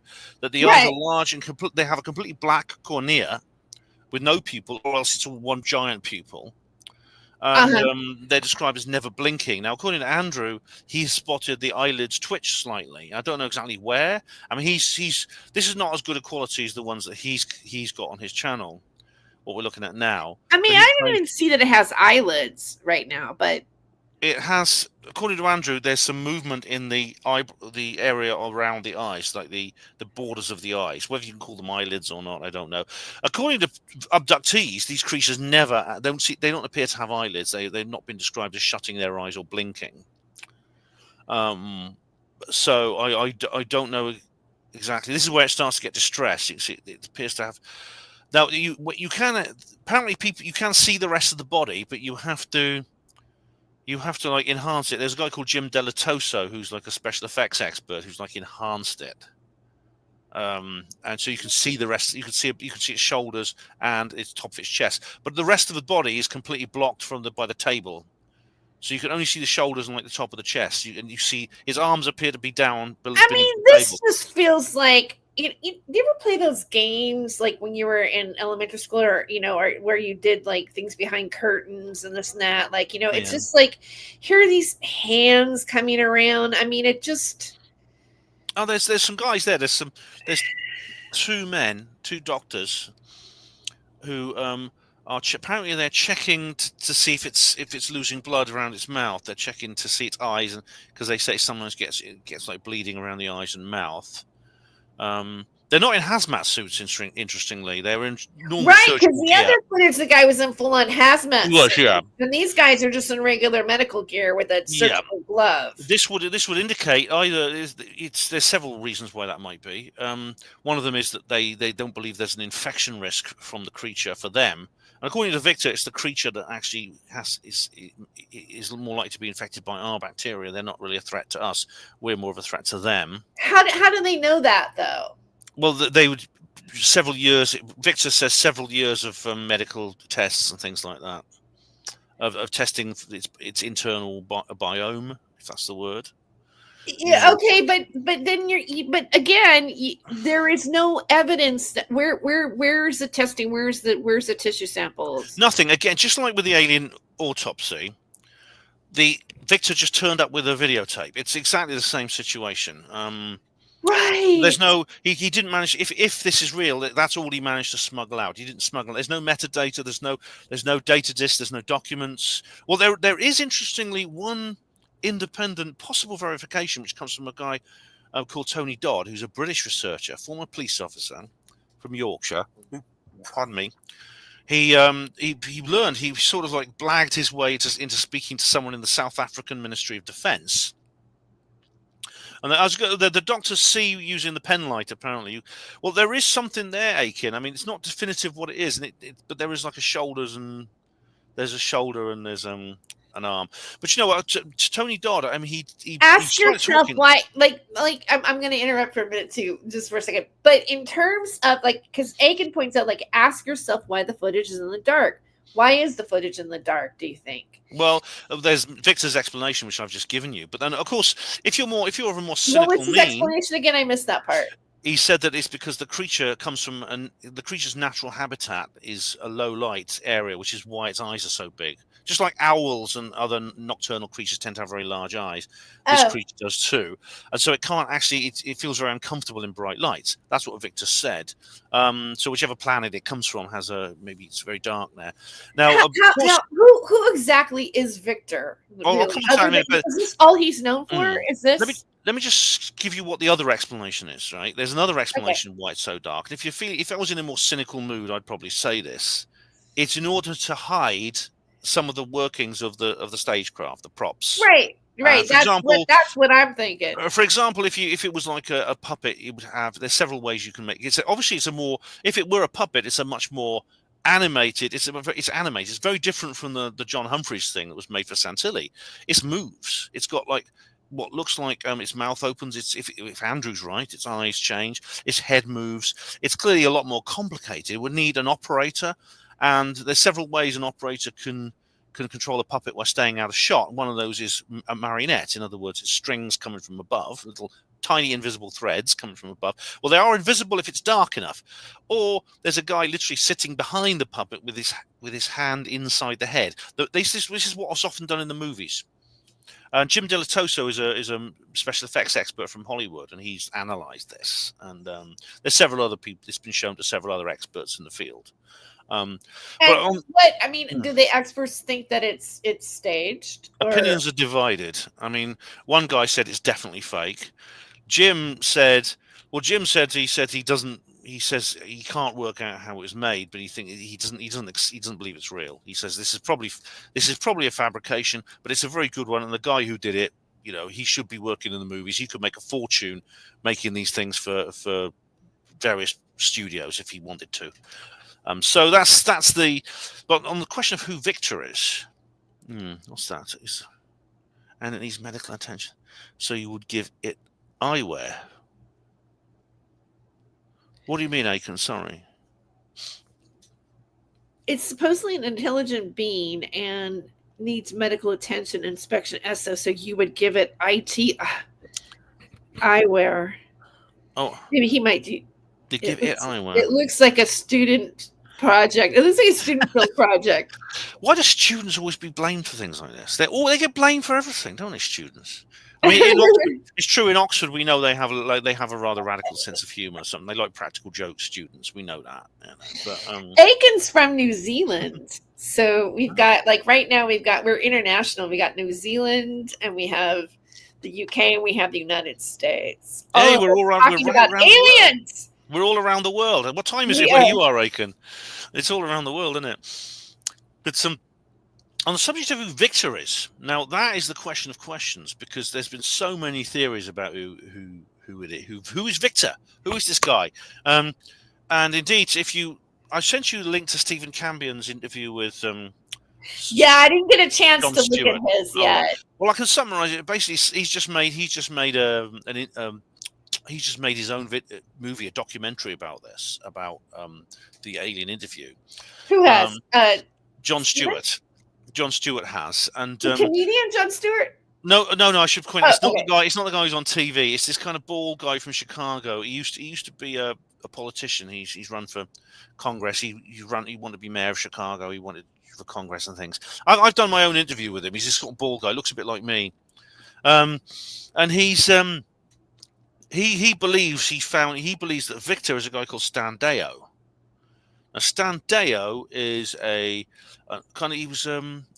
he was big a few years ago. He wrote a really good book called Cosmic Conspiracy. He was investigating underground bases and things like that. He claimed to have been from the secret government. I know people say that all the time. I know, but he's a lot more credible than the Wilcox and Goods of this world, definitely. But the thing is, Stan claims it's not him. And to be honest, I'm not convinced by it. For example, Victor and Stan have very different accents.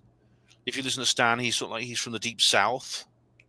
And Victor it's not even a moment. Of course, people can put on fake accents, but there's never a moment when Victor seems to, his fake accent slips, which it would. Even the best actors and actresses, if they put on a fake accent, their accent slips and they have to do a retake and stuff like that.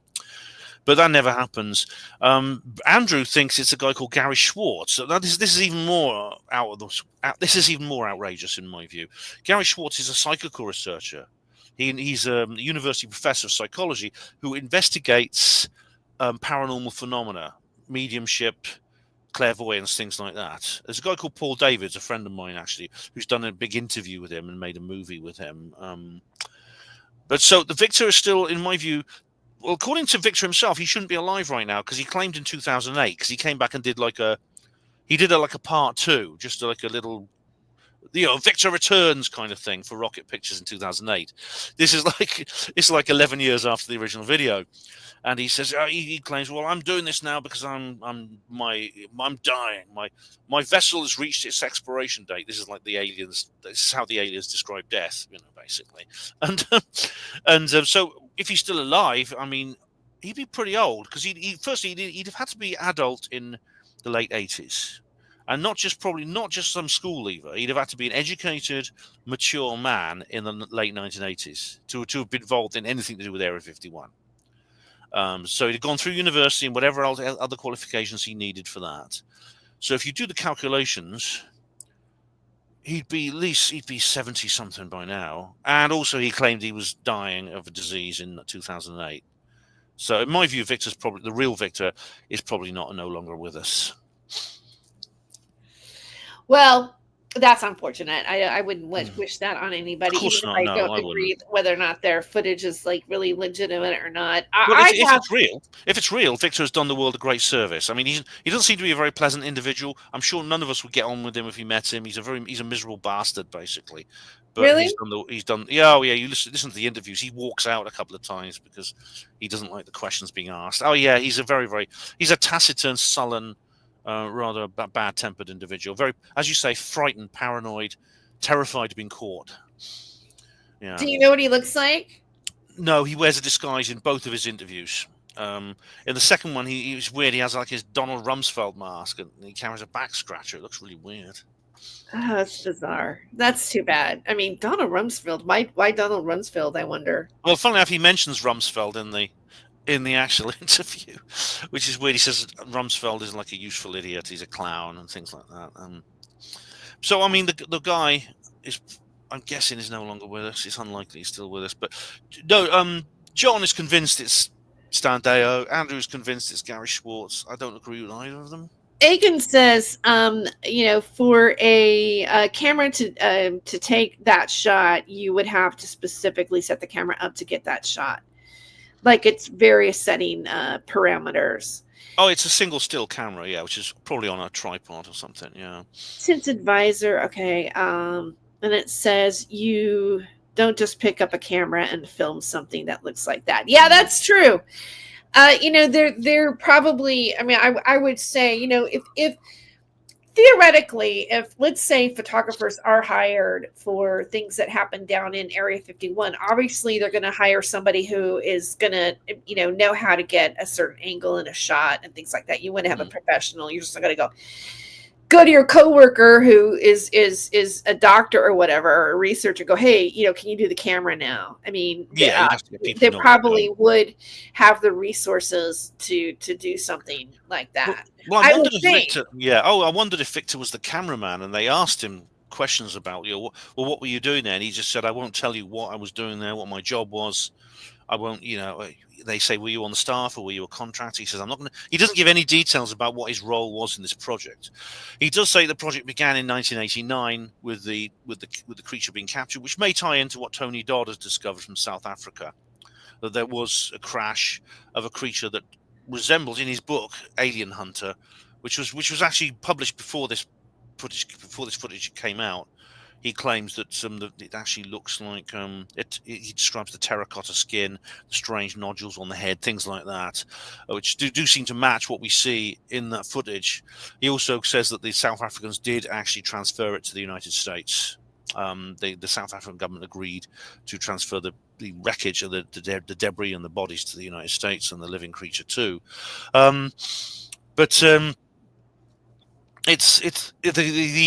What Victor said is that particular footage was filmed towards the end of the project. He believed that the project ended in the mid-90s, so it only went on for about 5 or 6 years. And he doesn't know, but he thinks the creature might have died. And so this series of interviews kind of came to an end. Okay, so let's take I want to talk about your book. You gave me a signed copy, the last time you were here. And is this the third or the second edition? It's the second. It's the second book. It's the second book in the trilogy, yeah. Okay. Yeah. I've got a few more things to say. Like, where can people get your books? Where can it's available at all good bookshops now. Price £10. This is the first one. That's the first one there. Terry's got the second one. I would have given you the first one, but I sold them to people at Contact. Well, that's what you're supposed to do. You go to Contact, yeah. right? And there's a third one. This is the third one in the trilogy.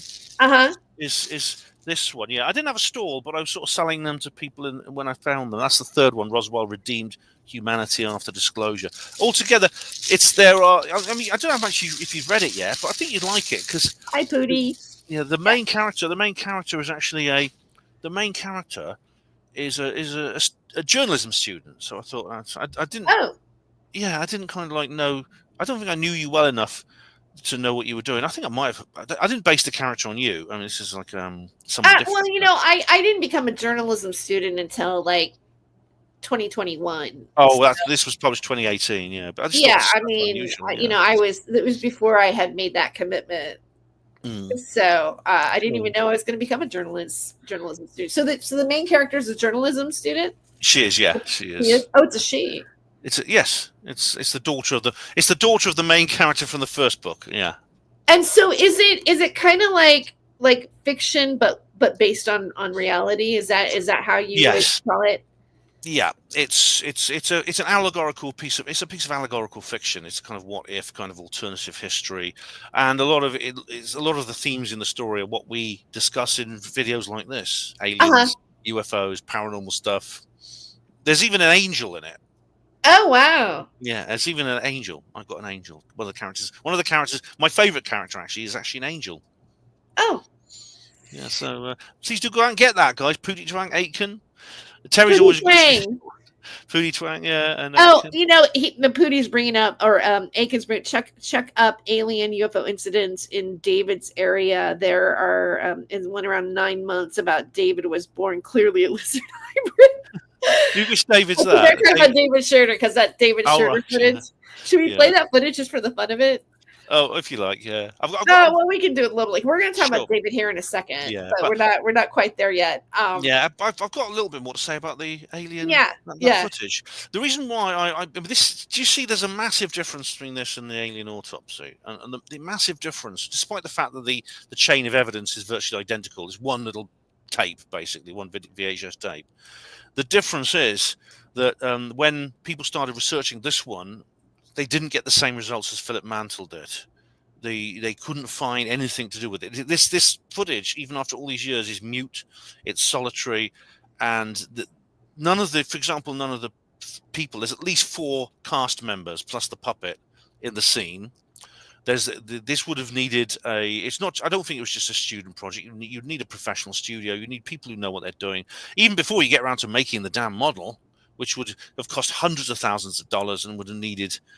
It would have needed. Really, really great the skills of people who actually do make these things for the movies. And when it comes to how it was operated, if it were a marionette, then if you look at the way the doctors move, they actually move in a way that would interfere with the threads, the wires. And if it's like a hand puppet, hand operated puppet, you don't see anyone sitting behind the being when you enhance the image. That's one of the reasons. Here's the thing, but if the person is behind the being dressed in black, then you wouldn't see the person behind the being. If it was a puppet, because because it's so dark, you could easily disguise that. I don't know exactly how dark they would have to be and how much you could actually enhance the footage to know that. I would say that, it would though, be pretty easy to do that because because I think even like within, within theater, right? Theater, a puppetry. I know that it's possible to disguise your identity underneath that. You put yourself in the dark, and it would be very easy for you not to be able to see the puppeteer in the dark. It is funny you should say that because one of the guys who was a skeptic, one of the special effects guys who was a skeptic on the documentary, he actually did say when the creature starts moving its head, he said, I can see how they're doing that. There's a guy with his hand in. He's sitting behind. There's a hole in the back of his head. He uses his fingers to operate the jaw, and he's simply doing that. That's what this guy said. So according to that particular person, he would agree with you that it's just a glove puppet.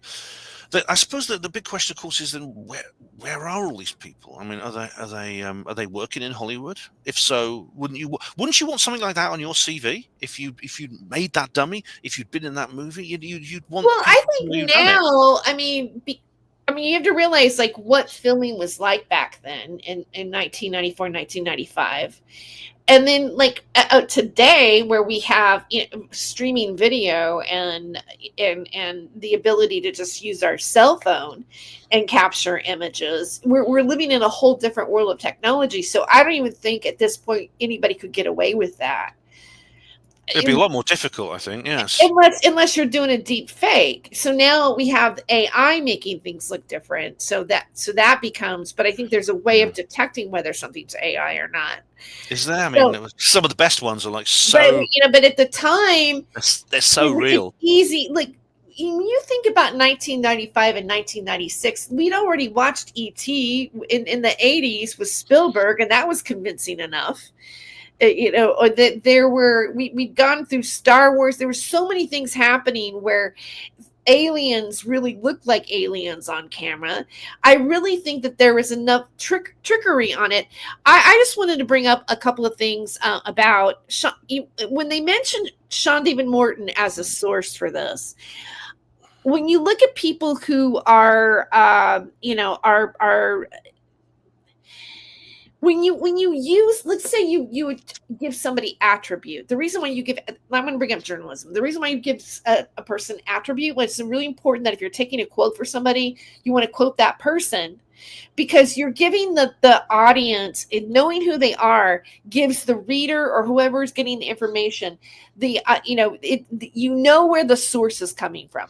You know if the source is legitimate or not. You know the situation, everything. And I find that there is a lot of discrepancies, and I'm going to make this maybe some people, some diehards of Sean David Morton. By the way, I knew him. Okay, so and had quite a history with Sean David Morton.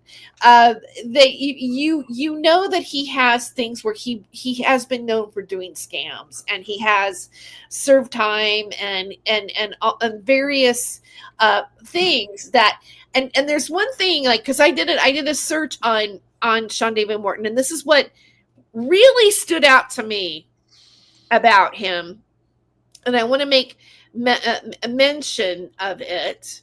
First, a couple things just as a history of Sean David Morton. He passed away in December 18th of 2024. So just this past December, we lost him. And he was a self-described psychic, author, and filmmaker who referred to himself as an America's prophet. He was known for making predictions and for his work on paranormal subjects, including UFOs, Bigfoot, and the Chupacabra. He hosted radio shows, authored books, and hold on, I'm sorry, I lost my place. And led tours around Area 51, where he claimed aliens were from a planet called Krondak. He had legal and financial issues. Morton faced significant legal issues related to fraud and tax evasion, securities fraud in 2010. The U.S. Securities and Exchange Commission, SEC, charged Morton and his wife, Melissa, with civil securities fraud. The SEC alleged that he fraudulently raised over $5 million from more than 100 investors for an investment group, the Delphi Associate Investment Group, by claiming psychic abilities allowed him to predict the stock market. According to the SEC, only a fraction of the money was invested, with the rest being diverted to shell companies and to Morton himself. A judge ordered him to pay over $11.5 million in in penalties and interest in 2013. The tax conviction, which happened in 2016, and by the way, I was house sitting for Sean David Morton at his apartment in Redondo Beach when they called me from the what do you call it? It was in San Pedro, from the San Pedro port, because they took a conspiracy cruise, and he said that the IRS was there and they were being arrested. So I had to stay, because I was taking care of, they had like 12 or 13 show cats that they bred. And I was taking care of the cats in the apartment while they were out of town. And Sean David Morton had told me that he was being investigated. But right when I got there, before they left, he says, oh, by the way, the FBI is investigating us. I'm pretty sure it's going to be fine, blah, blah, blah, blah, blah. But they might show up, and, all this kind of stuff before he left. And then they were right there to arrest him, after the cruise had ended. And he was convicted for, in 2016, Morton and his wife were indicted on federal tax-related charges, which included filing false claims against the United States and using bogus financial instruments to pay off debt. He and his wife were convicted on multiple counts in April in 2017. Morton was sentenced to 6 years in federal prison and was ordered to pay over $480,000 in restitution to the IRS. He was a fugitive for over 2 months after failing to appear for his initial sentencing hearing and was arrested in August of 2017. He was released from prison in 2021. Now, other notable claims and activities, and this is what I want to point out about Sean David Morton, is he called himself a doctor. Morton used the title doctor from what he claimed was a PhD in therapeutic psychology from the International Institute of Health and Spiritual Sciences. He promoted sovereign citizenship ideology, claiming that Americans could emancipate themselves from the federal government, and promoted ways to eliminate debt. In 2001, he made a prediction that the Dow Jones Industrial Average would rise to 12,000, by December, but it ended at 8,341.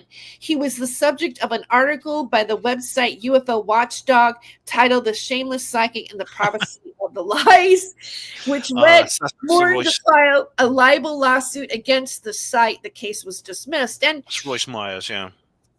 So one of the things that I did, the reason why the whole degree thing, bothered me, I actually looked up some information on it, and it was like it's the International College of Spiritual and Psychic Sciences, and I went to their website, I read their information, and it's not an actual doctorate that you would get from a university. It's a religious or a spiritual school, and in their organization they give a doctorate certificate, but it's not a legitimate doctorate.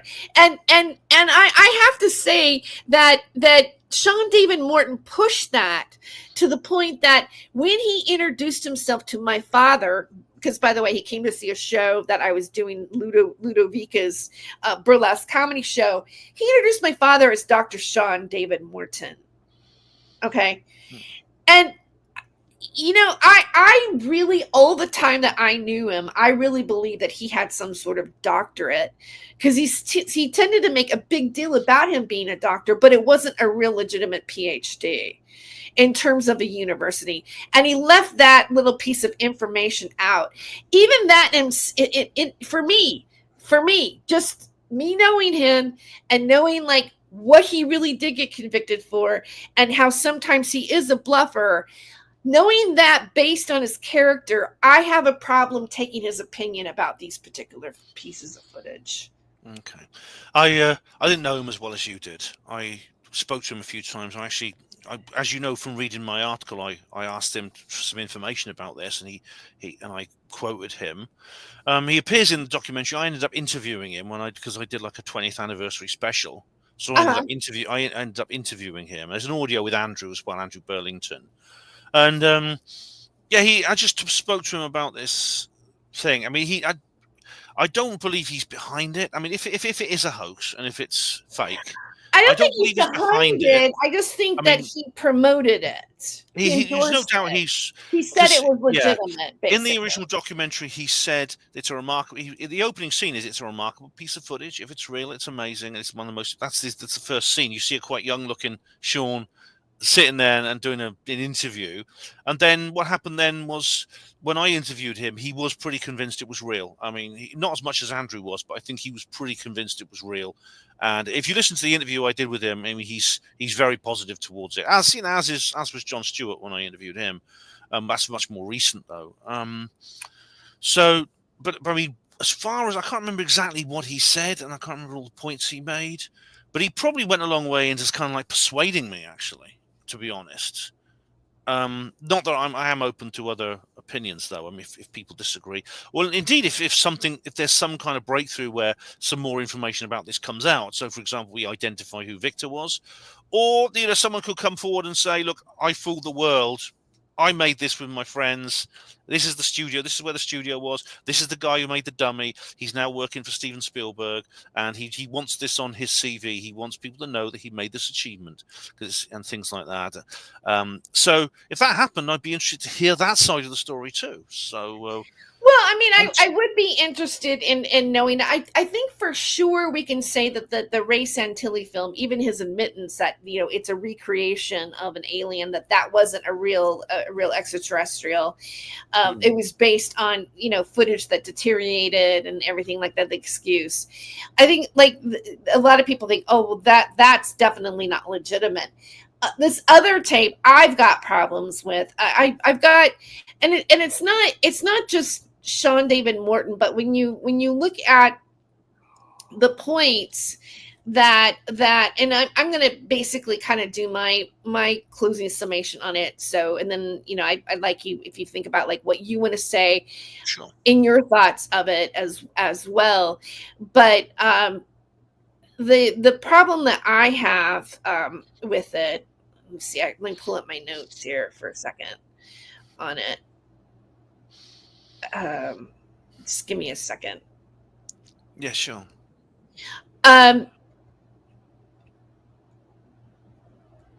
Is that there's no physical samples. All right. So despite the numerous alleged sightings and interactions, there has never been any verifiable physical evidence, alien technology, biological samples that stands up to scientific scrutiny.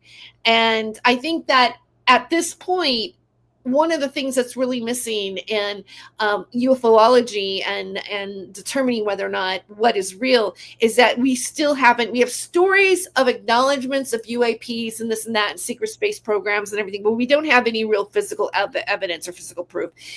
Until that comes up in the public, I don't think anybody's going to really believe it. Now, apparently, we're supposed to have some sort of alien invasion in November. I'm getting No. but, Yeah, I know.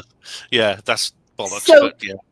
There's absence of scientific consensus. No credible scientific institution or mainstream scientist has ever validated any alien footage as genuine proof of extraterrestrial life or visitation.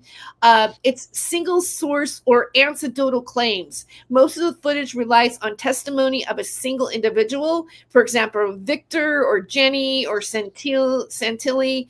And it's small and it's a non-credible group with no independent corroboration.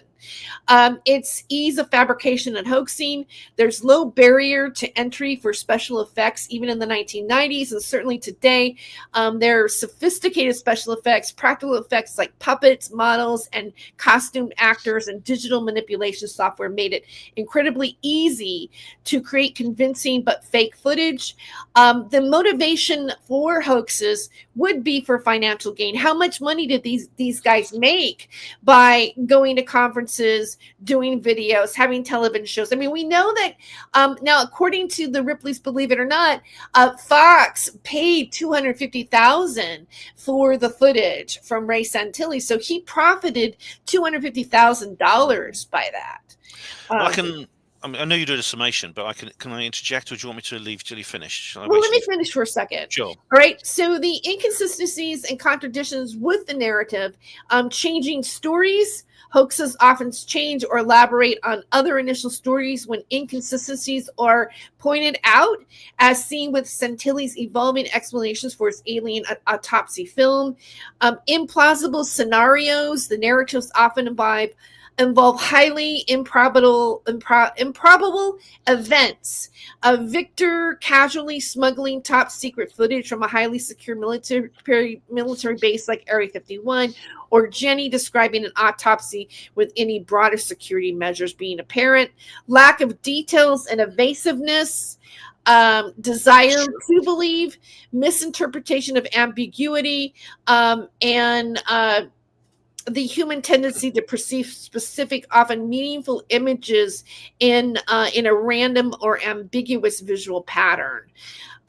So, like those are just some of the examples or some of the arguments that I have against why I think that there is there's enough there to say that this footage is not real or may not be real, and therefore it cannot really be confirmed that it's actually legitimate.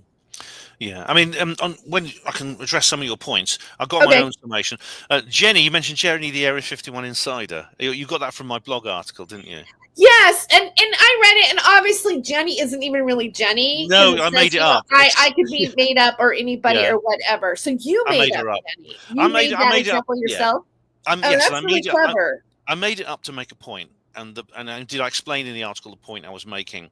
Is that revelations of the type we're looking at now, in both cases, of both the videos, are to a penny, and they're everywhere, and they're getting more common. And with modern visual effects technology, it's getting more and more difficult to sort the wheat from the chaff. We have an absolutely terrible signal to noise ratio right now. It's really, really awful. Now, in fact, if this footage came out today, I would just laugh it out. I would just laugh it out in a single heartbeat. I really, really would. But now it's true that the financial gain is a good point because, of course, you mentioned Santilli made a lot of money. We know that there's people who make a lot of money from this. Greer, Wilcock, etc. They make a lot of money. Indeed, Rocket Pictures produced a VHS tape, which was available commercially. It went for, I think there were like two editions of it. There's one, and they did like a reboot when Victor came back in 2008, and they made money off this. Not as much. It was a fraction of what the Alien Autopsy made. I mean, if this landed with just like a ripple compared to the splash of the Alien Autopsy the previous year, and there's several reasons for that, which I don't have time to describe why these two things came out so close together at the time they did in the mid-90s. But I don't have time to describe that now. I can't be sure that this is real, and you rightly say there's no corroborating data, metadata, physical evidence, anything other than this tape. That's all it is. And Victor, we don't know who he is. We know he's very, very reluctant to face the public. Indeed. So basically, we've got him and his story and the tape, and that's all there is, and that is a problem. And I can't prove that this is real. The reason I'm probably 70% sure it's real is it's the lack of, it's when I compare it to the Alien Autopsy, the lack of progress that was made by investigators compared to that made by Philip Mantle and others over the Alien Autopsy. It's the improbability, which we have. I know that's disputable, but there's the improbability of making a dummy like that, which would work the way it did, completely anonymously without any outside help, by somebody who then will not basically confess to making it, and therefore, in a sense, be credited for his or her own work. Presumably, they were paid by whoever financed this. We don't know who financed this. A lot of money would be needed for this. It's a complicated setup. A professional film crew, studio, costumes, acting, things like that. There's also the connection to Tony Dodd and the story from South Africa, which it's kind of like you can't prove it, but it seems strangely synchronous. The timing is right compared to Victor's story. There's the description of the alien, the story from this guy at the Ministry of Defense, and it's quite an incredible tale how Tony managed to blag his way talking to the South African Minister of Defense. It really is. So there's that as well. I'm sitting here. I'm open to new ideas and to the possibility that this mystery might be solved. And when it is solved, it could be solved in one of two ways. We could have some big disclosure and everything will be revealed and they'll say, yes, this is real. And we'll be able to do tours of Area 51. Just like in my book, I described this in the Roswell trilogy. We'll be able to do tours of Area 51 and see the aliens and things like that. Or it could be that the hoaxers will finally decide to come forward and confess. They may be working on a documentary right now to hit the streets by Rocket Pictures as part 3 of this amazing trilogy of deceit, of intrigue, and then finally the great revelation. If that happens, I'll watch that with great interest, because I'm open to changing my mind on this. It's an interesting case. These films, just in general, people doing movies about of aliens that I think it's pretty much agreed because there's been movies about it with the same aliens, but we've come to consider, like, the gray alien has become like a symbol of, what an extraterrestrial looks like. Even E.T., Steven Spielberg's E.T. resembled like what we thought a gray alien would be like, or with like the movie Communion, or the guy that the book was based on, and they did the film, his recounting of the abductions. People, when they talk about abductions, they describe the aliens looking this way. So it's like almost like it's almost like a the Chupacabra. What do you call it? The Chupacabra? Chupacabra. Yeah, right. Okay. Well, I can mention the Chupacabra. Like there's always like this way that within, like, you can even say, you might want to say it's folklore or whatever. It's like, well, this is what this creature looks like. This is what Bigfoot looks like. This is what this is the descriptions that we have of this entity, Loch Ness monster, all of that. We've got a visual idea that if we did see it in real life, that's what it would look like. And so it is possible that we did have like some people that came in this that knew that they would be able to like make money or get attention or do something that where they faked it, but it wasn't real. But just because they faked it doesn't mean that the existence of an extraterrestrial that looks like that isn't really real. Does that make any sense? Absolutely. In fact, it's interesting you mentioned folklore, because can I just interject? Yeah. A lot of people claim that no one saw the grey aliens that you just described before 1977, and the reason is because that's what the aliens look like in Close Encounters of the Third Kind, which was released in that year. Right. Yeah. However, Robbie Graham, a researcher over here in the UK, sadly passed away. He decided to look into this, so he contacted the production designer of that film, and he said, "Look, where did you get the ideas for those grey aliens?" Pardon me. Where did you get the ideas for those grey aliens that appear in the end and come out of the mothership? And he replied, "Oh, I phoned up one of the people who sees them and is abducted by them." And I say, "What do they look like?" So the skeptics are putting the cart before the horse. The folklorists are kind of putting the cart before the horse here.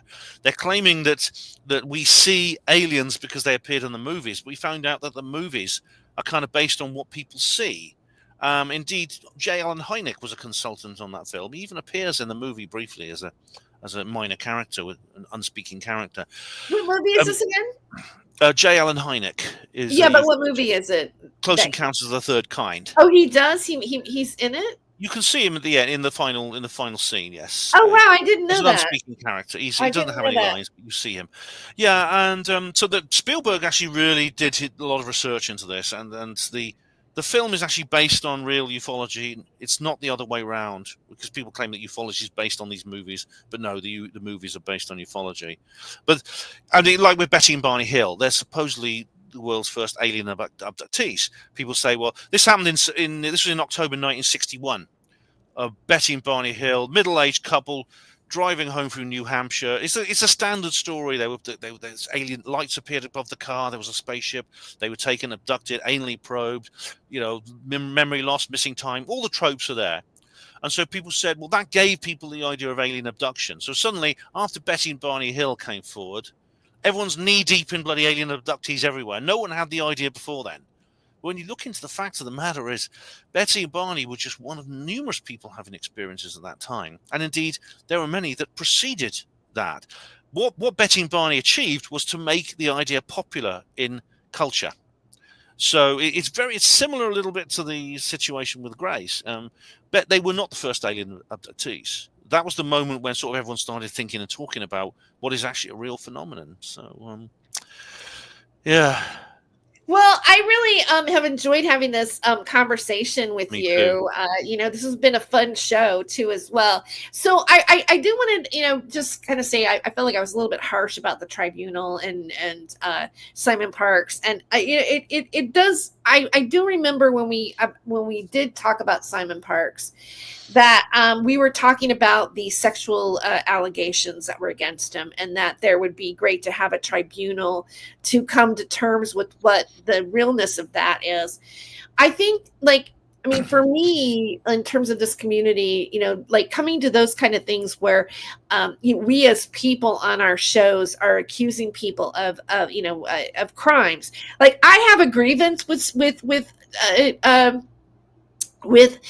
Simon Parks in some of his in some of the things that he says and has done, and even in his political involvement in what has happened online. I've had issues with that, and I've questioned that within our own this UFOlogy. Is like, well, how come like all of the people who were supporting aliens also ended up like supporting the right-wing American president we have right now? So it's like even David Wilcock released a 17th letter of the alphabet ebook. Like he has had his hands in certain movements that have happened in the United States. He didn't just stay in talking about the books and the things that he did. He actually took an active part in the promotion of this. And I have a problem with that. That is something that I feel like, as a person who's been in this media and watched it sprout off into different directions, I feel like I want to write. I did write about it. I just mentioned Simon Parks in my article that I wrote in my Substack about Confessions of an Ex-MAGA. So as an example of like what our community has done in this, I say community, I've been a part of this media since 2015, talking about aliens, etc. And I house sit for Sean David Morton. I'm pretty close to what this is, and I feel like I have spent a lot of time in it. And when I joined it, it was not politicized. It was not taken in that direction. And so that's my problem. But in terms of like when you talk about Simon Parks and the allegations that he did, and the show that I did with Stephen Cambion about the allegations, and the stuff that Kevin Moore did in bringing up these, what you call it, like confessions about Simon Parks that were performed by actors, right? I think that is something that, to me, that's something as a community that we should talk about, because those are like serious ramifications. And I feel that, I said, sure, I would be willing to go in and talk about something like that and have a discussion, because maybe I don't want to be wrong. I don't want to do something wrong to somebody, to go on the side of like what's presented by these people. Like, why not see what his defense is and things like that. But in terms of like talking about like whether or not, like he's legitimate or not in what his testimony, it's almost like talking about like what's going on with these movies. Like we're never going to like come to like a total conclusion unless I think we actually see like real disclosure where that's definitive of us. Now, the thing that I want to break up before like the break, since we should take a break about this, and I do want to discuss that, because in terms of this community, in terms of my role in many ways in this in UFO, or what I did on Revolution Radio, I took an interest in people like James Casbolt and Max Spears, and what would be considered to be the super soldier program, right?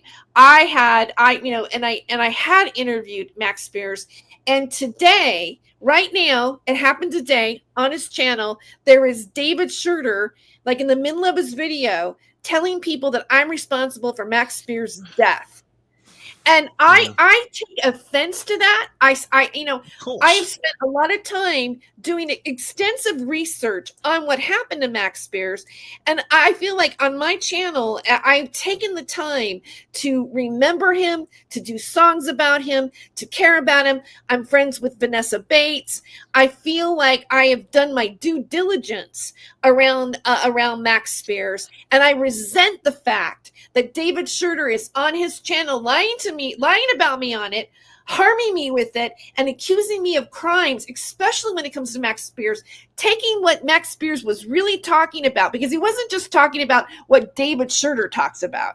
He had a whole palette of things that he was discussing and what he contributed to this particular media. And for him to like scrutinize it and then whip it. And then other things, maybe this is a tribunal. Maybe this is just my own rant about this, about what David Schurter did. But, he's even denied that I even interviewed Max Spears and done a bunch of stuff. And you know what? The problem, I find it awful that this is being allowed to happen in this community, because David Schurter is adjacent to this community.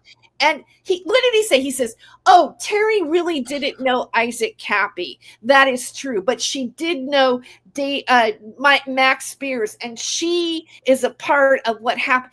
Everybody knows what happened in Poland. It happened in Poland, right? Like, just because I interviewed him and I knew him and I researched him doesn't mean I have anything to do with his demise. If anything, I preserved his respect. And or work towards doing that. And that is, I find that today, before the show, when I heard him say that, it really upset me, and I am sick of it. Well, of course, I mean, to say something as horrible as that, of course you're going to be upset. And I've had a look at this bloke's posts. I don't know much about him. I never knew him until you told me about him. And he sounds like very typical of the dedicated troll. Rather like the Droik trolls who've been haranguing me since like about 1998. And indeed, I've actually, I mean, I know you're not in a position to do this, and I am, but I actually said, I got so fed up with it in the end, I said, look, can we just meet up? Can we just go meet somewhere and let's have a discussion about this sort of thing face to face? And that's all I could say legally, but that's what I actually suggested. And they said, "Yeah, I'll meet up with you anytime, Ben, anytime." Well, I went to the event, the rendezvous where we were supposed to meet, and they never showed up. They weren't there. And I made a video about it actually called "Confronting Droik." It's on my channel. You have to scroll down because it's in 2018. These trolls, they will harangue people.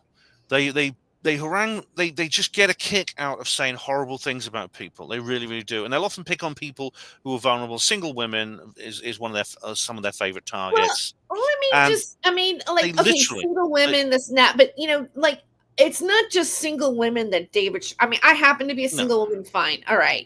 I like, that's neither here nor there as far as I'm concerned.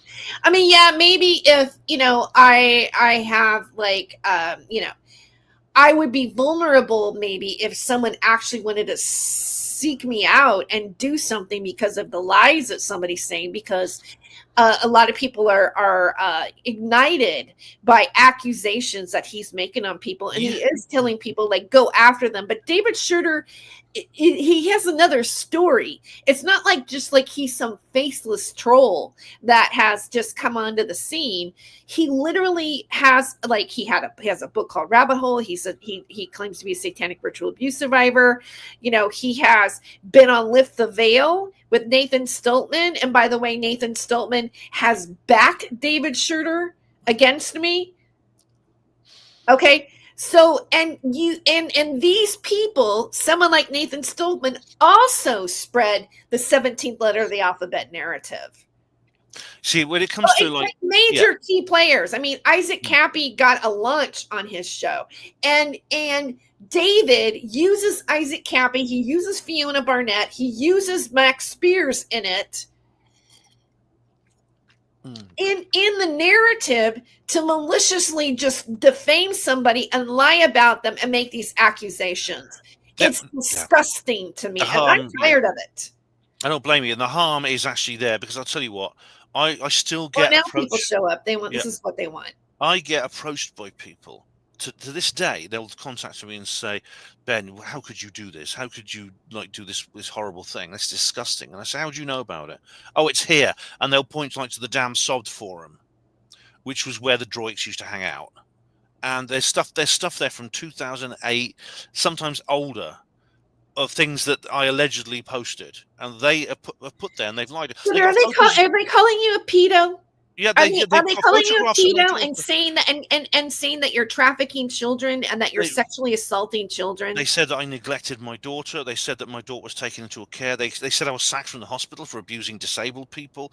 And this information is still out there, and it still comes about. And indeed, they've got photographs. They posted photographs of my daughter on the. This is when she was only 14 years old, on the Damn Sod forum, and this is stuff they got from her, from her social media and stuff like this. This is why I don't think kids should be allowed to use social media. I would have put a stop to it if I'd known. But this is like threatening. It's like how you feel right now. I mean, it's infuriating that I people mean, do this. it's really hard. Like I probably shouldn't even watch his videos, right? But I it's like I need to watch them because I need to document them and I have to take action on them because this is really starting to get into a legal arena here. Like, and there are people that he is talking about that have money to sue him. Like he is really being, basically, I guess, kind of like cornered into something. But and we could go on about like why we're being why people are lying about us, why these things are I happening. think you got a troll. I think a troll has turned up. Yeah, that's fine. I'll delete the comment, and then I should have blocked them, but yeah. See, there's a troll. See, and so that right there proves that David Schurter doesn't work alone in this. But David Schurter is part of a bigger narrative of trolls, and he's just a weaponized puppet for that. This whole gangs of them. They find each other, and they find in each other the need to do this mindless abuse of other people. This meaningless destruction that they wreak, and it serves no purpose. I don't understand why they do it. I don't understand why people could be obsessed with me for 18 years. It's nuts. It's nuts. But they do. They used to literally set up forums with my name in them to say horrible things about me. And they also try to dox me. They try to contact my clients, and they try to find out information about me. I know that because they were asking people information about me. It's really bad when people start to come into your personal life trying to do damage with it. And that's another thing. And I feel for you on that because I know exactly what that feels like on my end as well. And just thank you for listening to me because, I don't know if this would be like it's not really a tribunal, but it's like a discussion of like a negative aspect of what's happening on this media. I did do a song about it. I want to play it real quick, and then maybe we can just come back and do our closing discussion and plug your book one more time and everything. But this song I wrote, and I have published a couple of them. There's a couple versions of it, but this one is about exactly what what we've been talking about. And sometimes when I play it, it's kind of like a release for me because my thoughts of what they do is in this expression. You're caught in a lie, and I know why. Tangled truths won't fly, you can't deny. Think you'll vanish, but have no fear. You're bound, you're found, you're here, my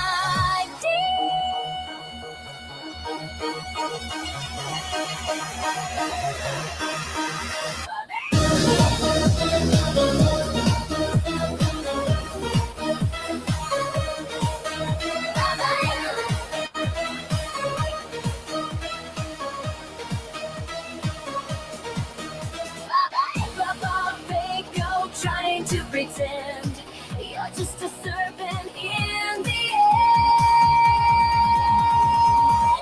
Caught in a lie, and I know why. You think you'll disappear, but have no fear. You're here to stay, and no one believes you today. Bye-bye, fake, go trying to play the game. Just another snake.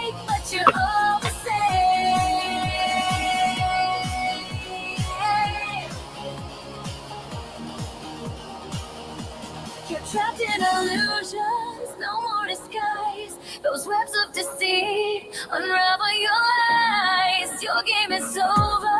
No need to hide, caught in the truth where you'll collide.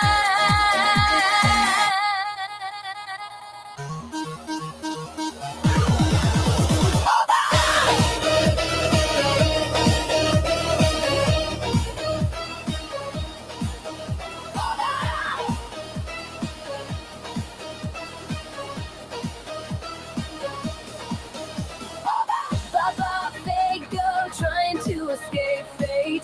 Just another trickster meeting your day.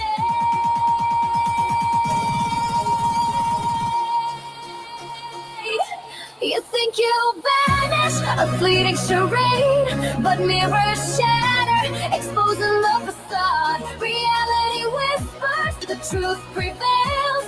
Caught in a lie, the illusion fails. Caught in a lie,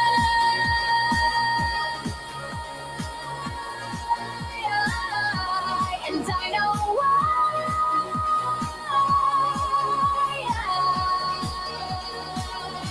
You think you'll disappear, but have no fear. You're here to stay, and no one believes you today.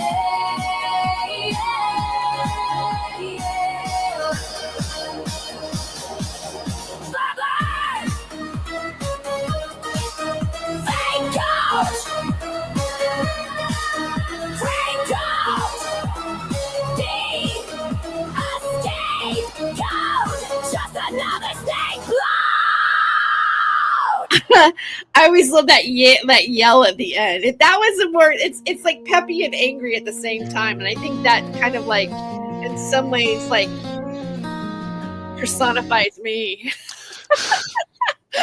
Yeah, You know, that's a good one. I'm kind of like, I'm sort of like, Drew Barrymore a little bit, and then I have this other like really just like fuck you angry side. So I know.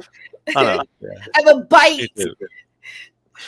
Yeah. And then I go like this because I have allergies, or I do a nervous tick in my nose, and I got some guy saying that I have a drug habit. So Oh, they're horrible people. They're just revolting people. I don't know. Right. I don't know how they do it. So, well, thanks for. I hope you enjoyed this as much as I did today. I really did. Yes, Yeah. it's been Yeah. great fun. It's been a good And- tour. So tell us where we can get your book again. Where can we get your book? Oh, well, all good bookshops now, price £10 or whatever that is in your currency. You get it on Amazon and places like that. There's 3 books altogether, and if you're interested in the UFO world and the conspiracy sphere, and I mean these things do. You mentioned earlier that there's kind of like that there's this connection between radical politics and ufology.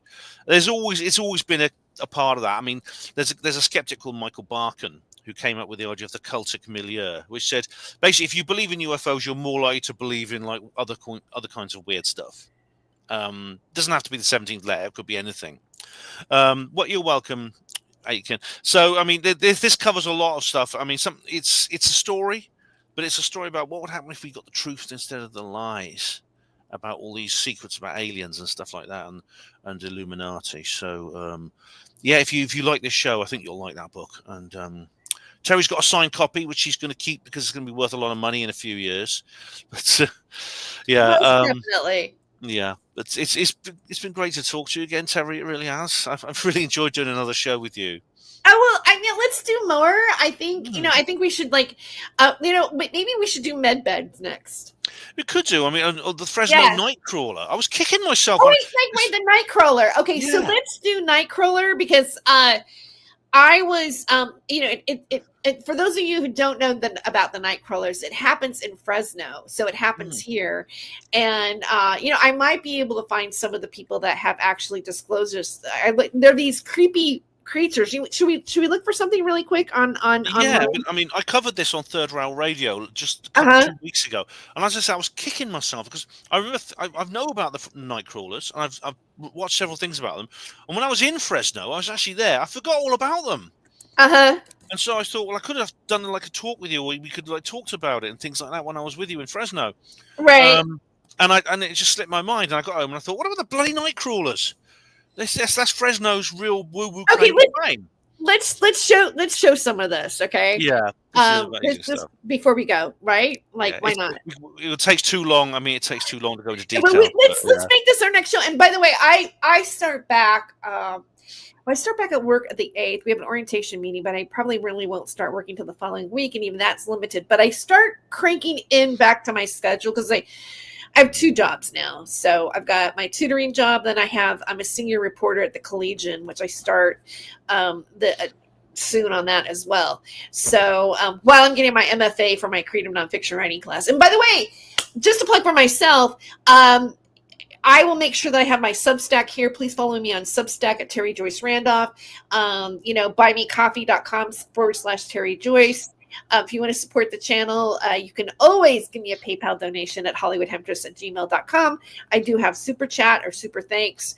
And there's going to be more exciting things happening on Not My Rabbit Hole. A lot more interviews, a lot more. Maybe Aiken might want to come on Not My Rabbit Hole. I'd love to have, Aiken be part of a discussion. Maybe we'll have round robin discussions on things. But Not My Rabbit Hole is about and I like our little holes. Like we're both in our own little rabbit hole, right? Like the circle.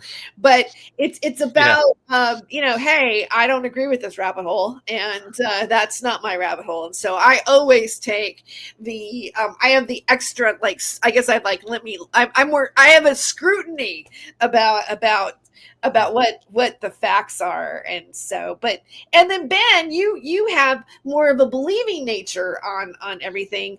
And not to say that I'm not a believer in extraterrestrial life. I just don't accept everything. But and you have such a wealth of knowledge, and you are definitely more amicable and in the community of the people that gather and do these conventions. So, it is nice. It's nice that we can actually disagree like this without shouting and getting angry with each other, because that is actually quite a rare gift, isn't it? I mean, and so it's good. I know I can do that with you, which is nice. And well, I'm working on being more balanced too. Sometimes I still get over the edge and I go, and I get a little gruff, but that's all right. I mean, I can it doesn't bother me. And but I mean, though. So yeah, you're small. When I met you, you're smaller than I expected, actually. But I have a website called Hospital Porters Against the New World Order. I could put this is a very interesting article. I think people might like.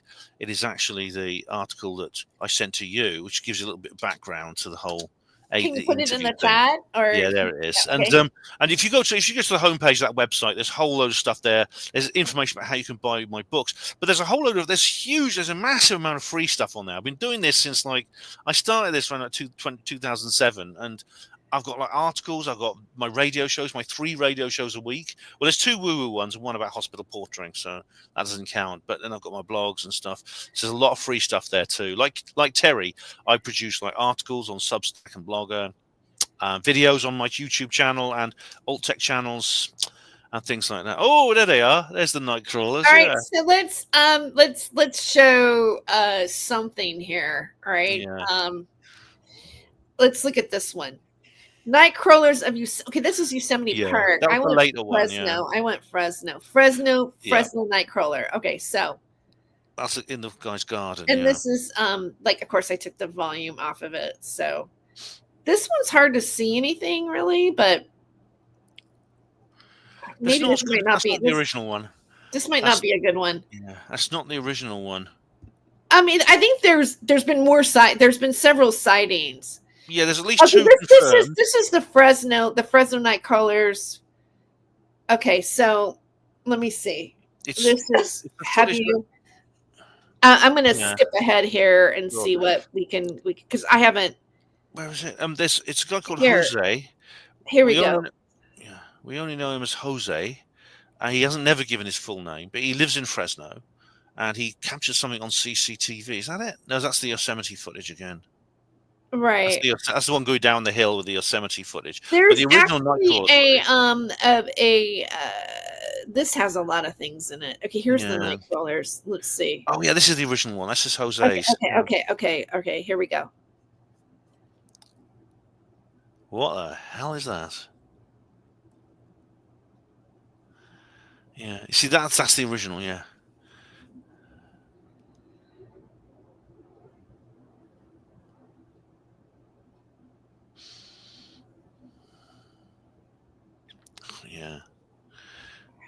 That's the original, yeah. That's Jose's footage.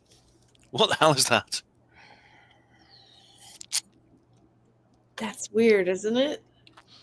Extremely. I mean, it doesn't even look like anything anyone's reported before. It's like it's just disembodied legs.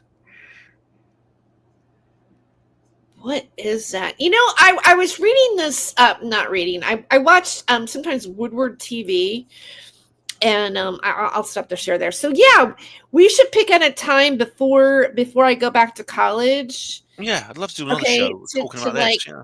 To you know, like in the next week or so, like we should do another one of these. Maybe next Friday at the same time. We'll do Sleepwalkers. What do you got on your schedule?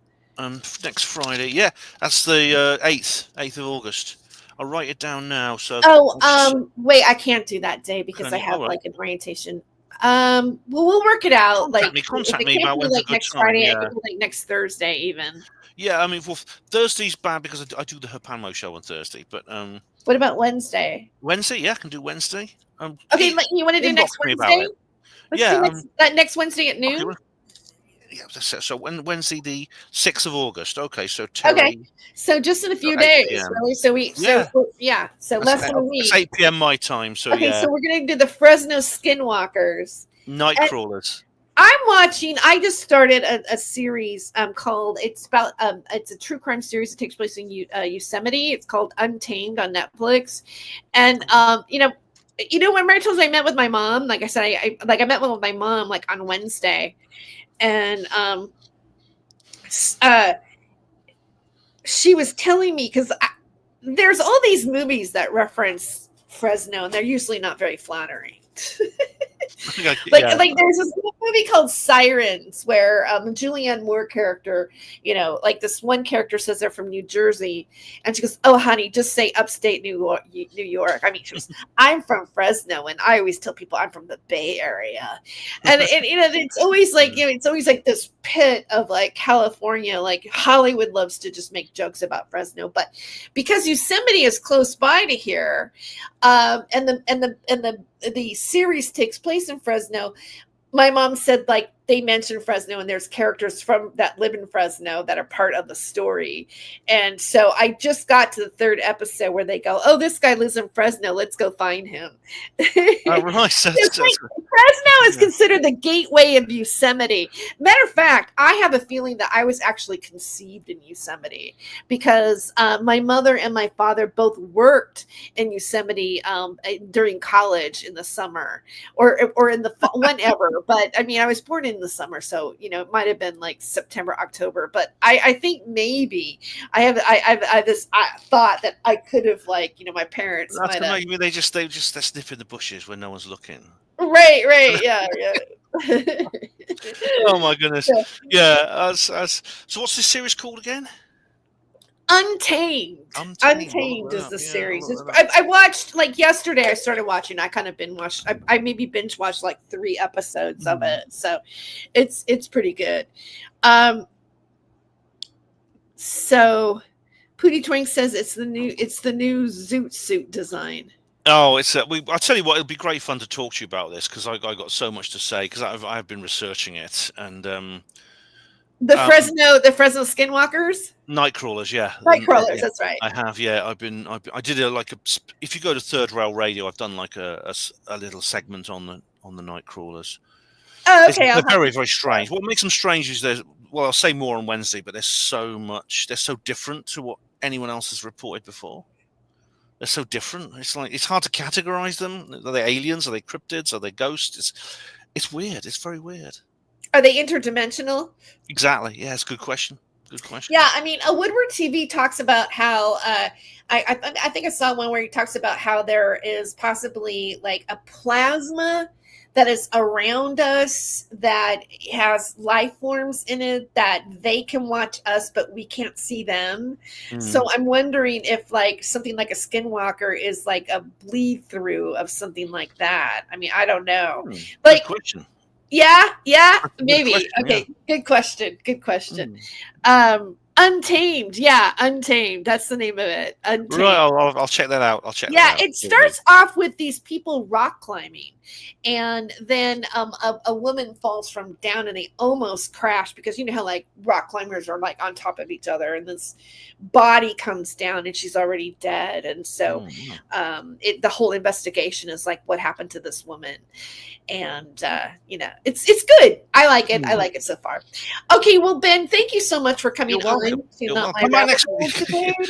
You're very welcome, and come back next Wednesday, Aitken and Pookie Twang, because same time, and we'll talk about we'll do another show. And it's been it's I love talking to you, and I love doing these shows with you.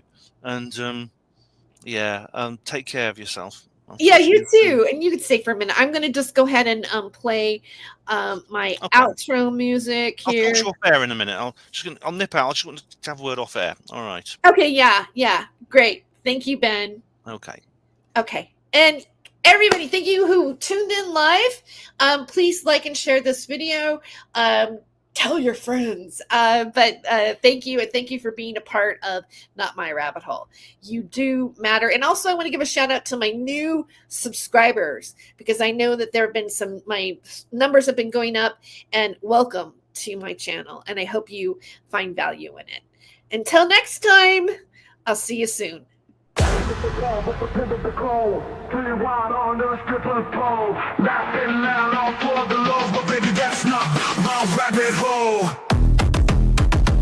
He ain't no Saint Germain, no crown, no name. He plays the game sharp as a flame.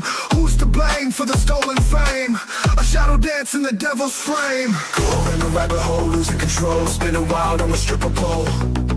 Laughing loud, all for the lows, but baby, that's not my rabbit hole. City lights and sirens scream, truth and lies blend like a dream. Wicked smiles, a clever scheme, chasing gold in the neon gleam. Go in the rabbit hole, losing control, spinning wild on the stripper pole. Laughing loud, all for the lows, but baby, that's not my rabbit hole.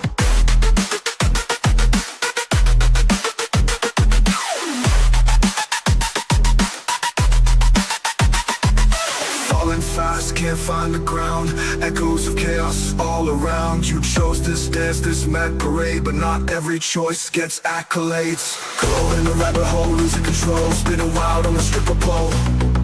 Laughing loud, all for the lows, but baby, that's not my rabbit hole. Spinning wild on the stripper pole. Laughing loud, all for the lows, but baby, that's not my rabbit hole.